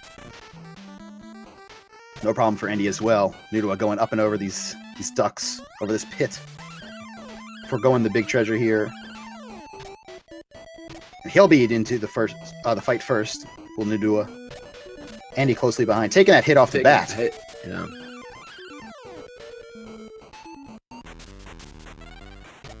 Even those 5 hits there, we've seen people miss them. Nudua's not missing this time. It's 4. Last one here. Nudua gets the job done. And roughly 5 seconds separating these two, going into the Himalayas.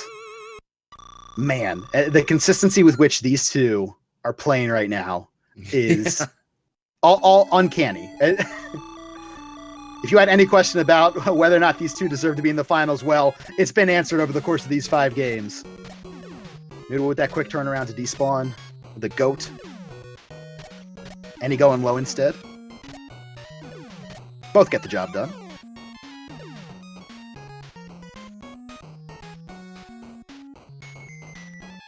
Avoids the snow on the pogo. Nudua is liking his position right now. Not sure if he knows where he's at relative to Andy, but he is flying. Scrooge can't, but Nudua can, clearly, because he is just making some time through all of these stages.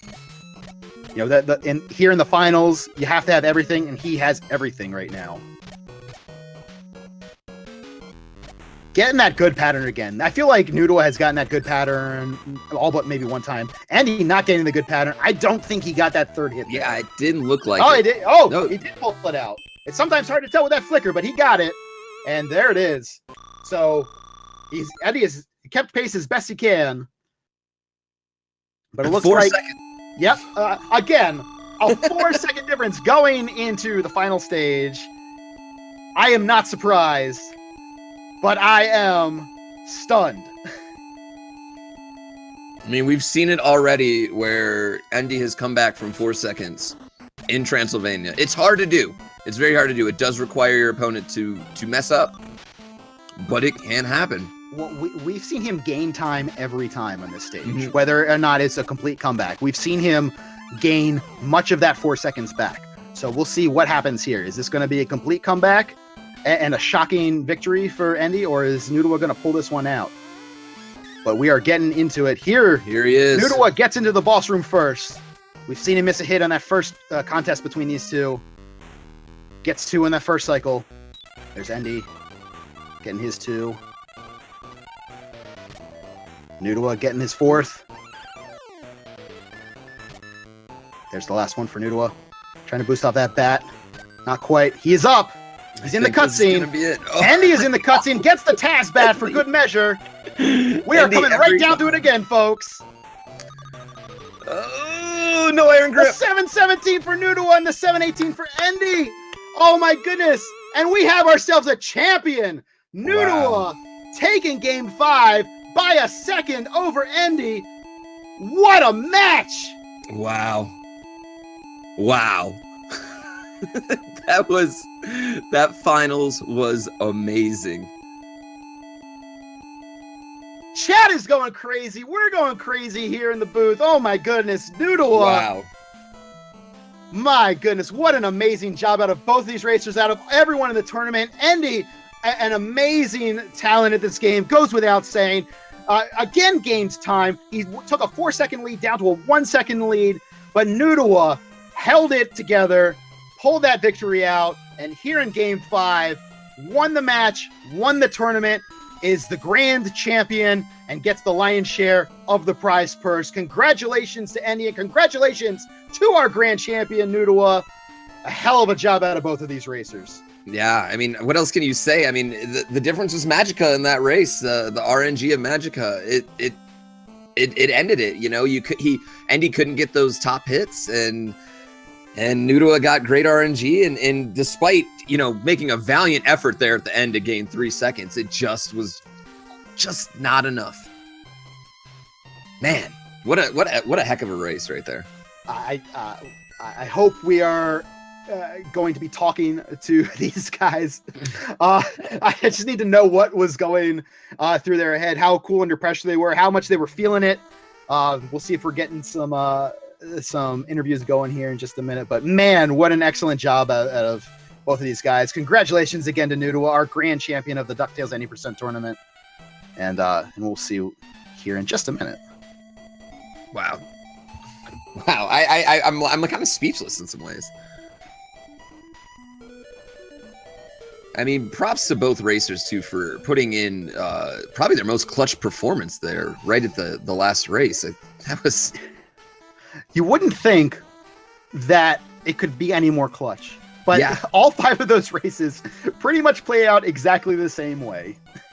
Yeah. And under different circumstances too, but in the end, they pretty much came down to a second or less separating them in almost every case. Unbelievable. Amazing performance from both. I think we're going to get some interviews going on here. Looks like we're going to have Andy up first, our runner-up. An amazing job out of him. And Andy, congratulations on coming in second place.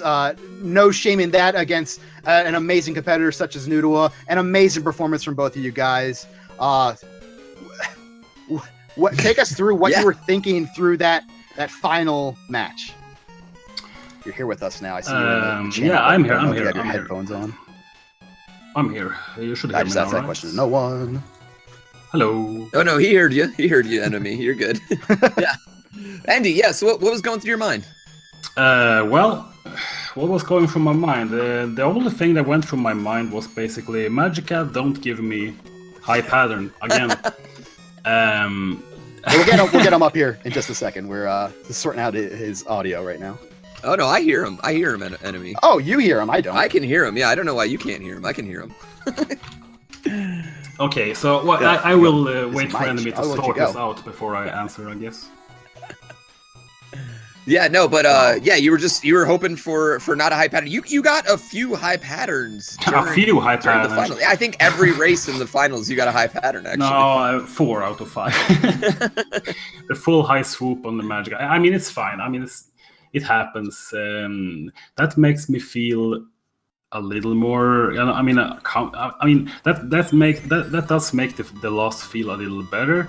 because I felt that I got the high pattern. I was listening to you guys, so I was keeping track of what's happening, and I kind of ate myself back into it every time, and it wasn't enough every time. But there was great races. I'm not disappointed in getting second, of course, but I'm not sad. I mean, Nudua is what's it called? He's a worthy champion. Yeah, I mean, absolutely. I mean, that was I think the highlight for us was in race 1 when you made that comeback. We thought you were completely out of it, and then all of a sudden you're higher on the rope, climbing to the treasure chest, and it blew our minds. I mean, but speaking of that, you got TaskBat very consistently, where we only saw maybe one or other 2 racers here on this finals day get it at all. Whereas you got it in 4 of the 5 endings here. I mean, that was huge for you. Walk us through, like, why are you so much better at that than everybody else? Well, it's not only there's partly skill and partly RNG. You can only make the TaskBat from the 2 furthest right spawns, and that means there's a 40% chance of having a correct spawn to even attempt it. And I was the first one to implement the TaskBat in an RTA run, so hence it's called the TaskBat. So I mean, it's so I've been having much, I have a lot of experience with it. I have a visual cue, and I have everything. It's basically, if I miss, I almost always get it if I have the correct spawns.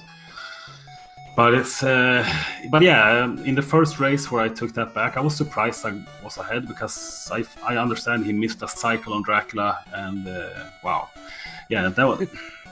all those dotted, we were always typing dotted down within the second. That was that was just sick.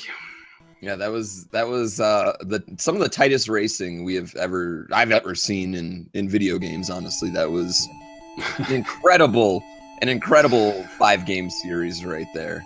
Yeah, it was. DuckTales is a great game for racing. Like, it's always tight. I don't know if you see the GDQ race between Gyarados and me, but there was also like half a second difference. That was also absolutely crazy. So I'm happy we're able to bring the hype. Yeah, there was at one point over 6,000 people watching that. So props to you guys. Props to the DuckTales community. NME, what, you got some questions here? Oh, I mean, I hopefully I'm not stepping over anything when I logged off and logged back on. But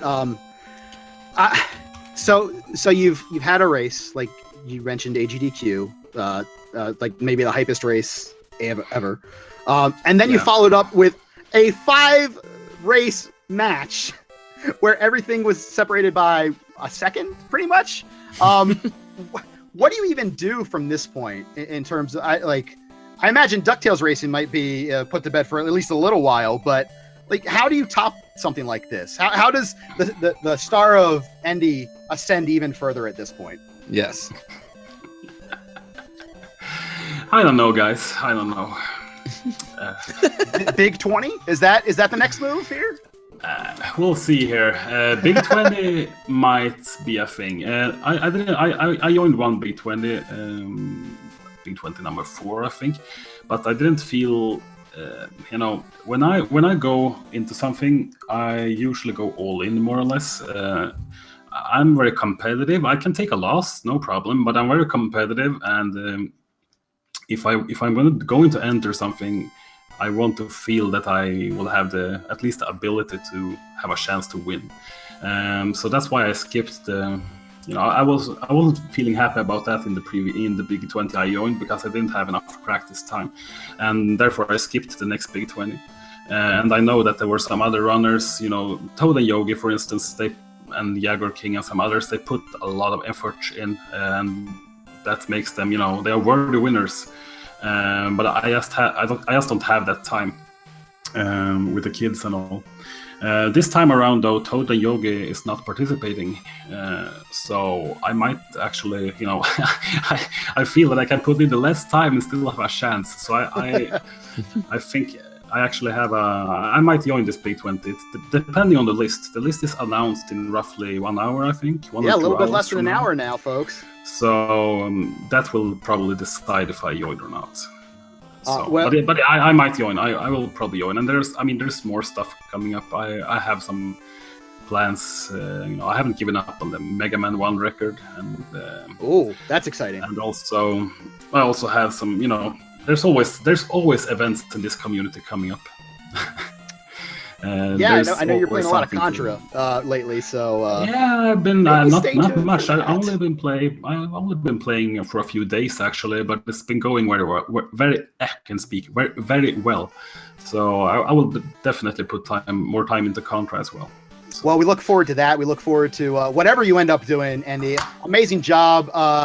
Congratulations on being the runner-up. A hell of a performance throughout the tournament, and it was a pleasure to watch you perform. Thank you very much for having me, and I also want to say thank you to everyone participating in the tournament. There was a real good turnout. I mean, everyone who joined did a great job, and there's been so many close races. And if anyone is watching and wants to learn DuckTales as a speedrun, just hook me up, or any other of the runners. The community is great. So thank you for having me. Absolutely. Thanks again, Andy. And right now, we're going to bring in our grand champion, the man himself, Nudawa, the godfather of the DuckTales speedrunning. Nudawa, congratulations. Hey, guys. Hey. So, the first question that I have is, were you watching Andy while you were in that match with him? Sometimes. I'd check between stations to see where we were. I was very scared for the last match because I could see we were a couple of seconds behind, so I just had to focus extremely hard and not repeat the mistake I had earlier. Well, and to your credit, you bounced back from that. You had that one in the first match where you missed the hit against Dracula Duck, and then that was never an issue going forward. But it seemed like all of your matches came down to like 1 second. Was that starting to weigh on you as you kept going, or did you find that more motivating than anything? Well, you know how tough Andy is as an opponent, so right. You really have to step up your game. You have to play your best, and even then, there's a big chance you'll lose. So that's I just had to focus. Walk us through. After you lost that game 1 match, in my mind, I thought like, oh man, how is he going to recover from that? That's such a heartbreaking loss. And then you came right back and won game 2. Walk us through like your mentality after that. Did you just kind of shake it off? Did you dwell on it at all, or were you just like, it happened? I was extremely pissed off, to be honest. I was in a terrible mood for the next games, but once I won the next one, that really helped a lot. So. Mm-hmm. Yeah.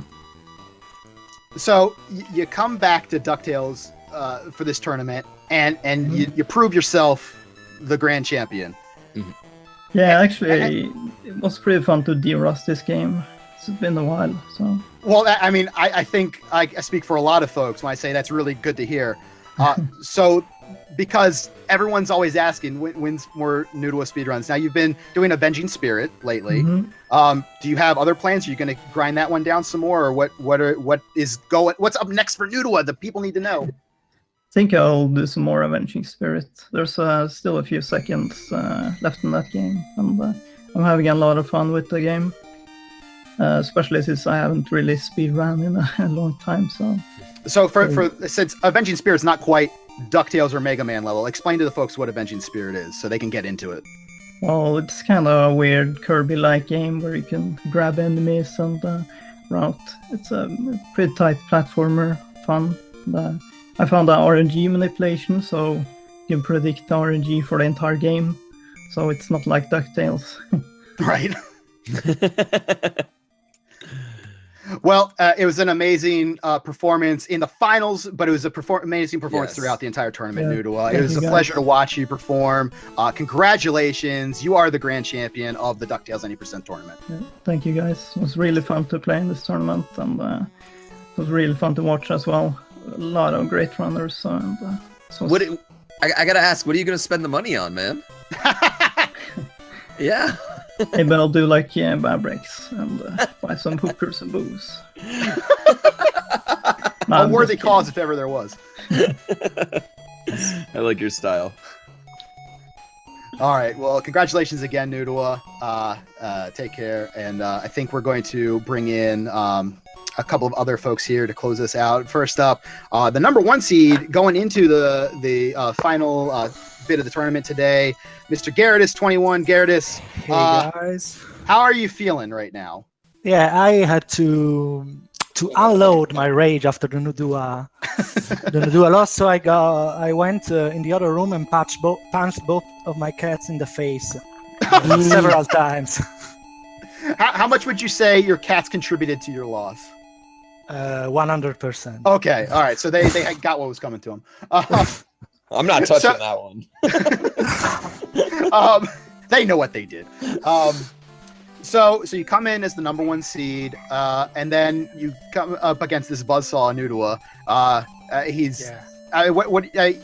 I think it would be easy for some people who may not be as up on this to maybe have discounted him, but he's so amazing. I know you're upset, but you can't really feel bad about losing to Nudua. Really, I always said that Nudua's old world record was one of the best. Absolutely. DuckTales run ever, because getting a 715 with those strats is amazing in my opinion.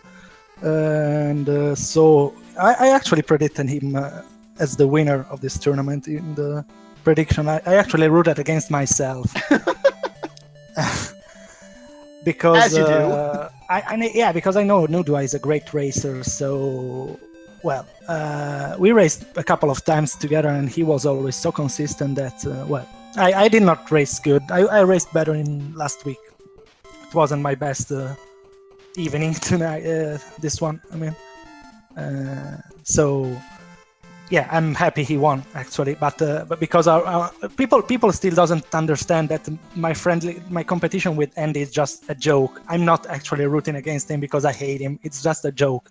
People in chat called me an ass because I was insulting Andy, but it was all part of a joke. So. Oh no, I mean you guys have been fast friends ever since you really joined the speedrunning community, and it's particularly the DuckTales community. So yeah, we would hate for anyone to take that stuff too seriously. It's friendly rivalry, folks. Yeah, exactly. We actually were racing in Contra for for a new PB.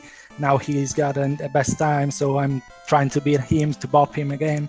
It's all part of a joke. Yeah, that's right. And yeah, you can see the camaraderie at HDQ. So now, is DuckTales put to bed for you? Is there more work to do? I mean, like you're one of 2 people with a sub 710 in that. Do you have any desire to try to knock off Andy there, or you're on to Contra now? I'm on the Contra now, and I think I will go. I will take a look at the Big 20 list. If I like it, I will probably join that. For at least I would like to get a top 5. Time on that, or I could start learning Ninja Gaiden 3, which is the only Ninja Gaiden that I've never tried, so could be interesting. That's awesome. I mean, that's a lot of exciting stuff to stay tuned for on your channel. I'm looking forward to any of those things that you do going forward. And of course, again, Big 20 reveal coming up in just over half an hour right now. Yeah, so, half an hour. Yeah. So that'll be exciting. But yeah, Pooh, did you have anything else? No, that's it. I mean, you covered it. I mean, Enemy is like, props to Enemy over here, like just killing this commentary. Oh, thank you, man. Gyarados, it's always a pleasure. Yeah. I was saying, I believe in you're new to a match that like we kind of like both stepped onto speedrunning around the same time, and you took a step away for a little while, but when you came back, you said, "Hi world, I'm here now." And you took like 1,000 world records in a week and a half, and it's been a tremendous treat to watch you ascend in the NES speedrunning community. And like I said, looking forward to what you do going forward. Thank you very much, guys. Thanks for having me here. It was amazing. See ya. Yeah, and thanks for your performances. It's tremendous to watch the entire tournament. Thank you, guys, again. Good night. Yeah. And finally, we're going to bring in Crescendo, the man of amazing matches, beginning amazing matches with Andy here today. I mean, I feel like everyone who went up against Andy stepped their game up to that really top level and put on amazing performances. So we'll see if we can get Crescendo going here real quick. Crescendo. I know we're up against a Mega Man 3 race here, so we'll. He's in here, so we're good. Okay, Hey, great. guys. Crescendo, how you doing? I'm doing good. Crescendo, tell us about the route first of all. Well, okay. During the Sunday races last week, Fiesel made a comment that he'd like to see one time somebody actually do a different route. So I just thought it would be fun. I came into the race pretty comfortable the first race. I was listening to the broadcast, so during the second race, I wasn't as emotionally invested because I knew that Andy had quite a bit of a lead. So, yeah, I mean, what are you going to do when you go up against Andy? He's the world record holder, and he's definitely the most consistent. Yes. When you have a match like you had with him, where it's separated by a second, and you come up on the short end, does that embolden you for your next match, or is it like, man, what do I got to do to knock off this guy? No, not at all. Actually, that would have been the case last week. But this week I came in pretty comfortable. I wanted to have fun, and I was listening to the broadcast this time, and yeah, it was fun. But no, not really, not this time around. Well, that's good. Starting out with Andy, I definitely had a stiff uphill battle. I knew that, so it is what it is, you know. But we had some good races, and I think that first race was within a second. It was the first close. race was close. We're thinking at that point, wow, we peaked early. And then of course, events played out the way they did, and we kind of got a lot of matches like that. But yours, you set the tone for the tournament in a lot of ways, and it was a real treat to watch and do commentary for. So you've dedicated a lot of time to DuckTales, and you've gotten that amazing time that you have. You were even doing like pacifist runs for a while there. What are you looking forward to going with now that this tournament's over? Is it more DuckTales? You're going to move on to something else? Do you have something already in the works that people can look forward to tuning in to your channel to watch? Yeah, I don't want to say that I'm retired necessarily, but I just had a kid a few months ago, and hey, congratulations! Yeah, thank you. My speed running is kind of slowing down a little bit. I know the feeling, my friend. Yeah, we'll see what happens, but if sometime in the future, if there's another DuckTales tourney, I'm there. All right. Well, we look forward to that. And, again, congratulations on becoming a father. Enjoy all that there is to enjoy with that. It's going to be a real treat. And if this is the end, at least for a while, a hell of a way to go out, putting on a great performance throughout this tournament. Congratulations. It was a pleasure to watch you. Thank you, guys. And I just want to congratulate Nujua and all these other guys. We had some really awesome races. And I want to thank Fiesel and those guys for putting us on and doing such a good job, and you guys for your great commentary. Thank you. Thanks, guys. Thank you, Crescendo.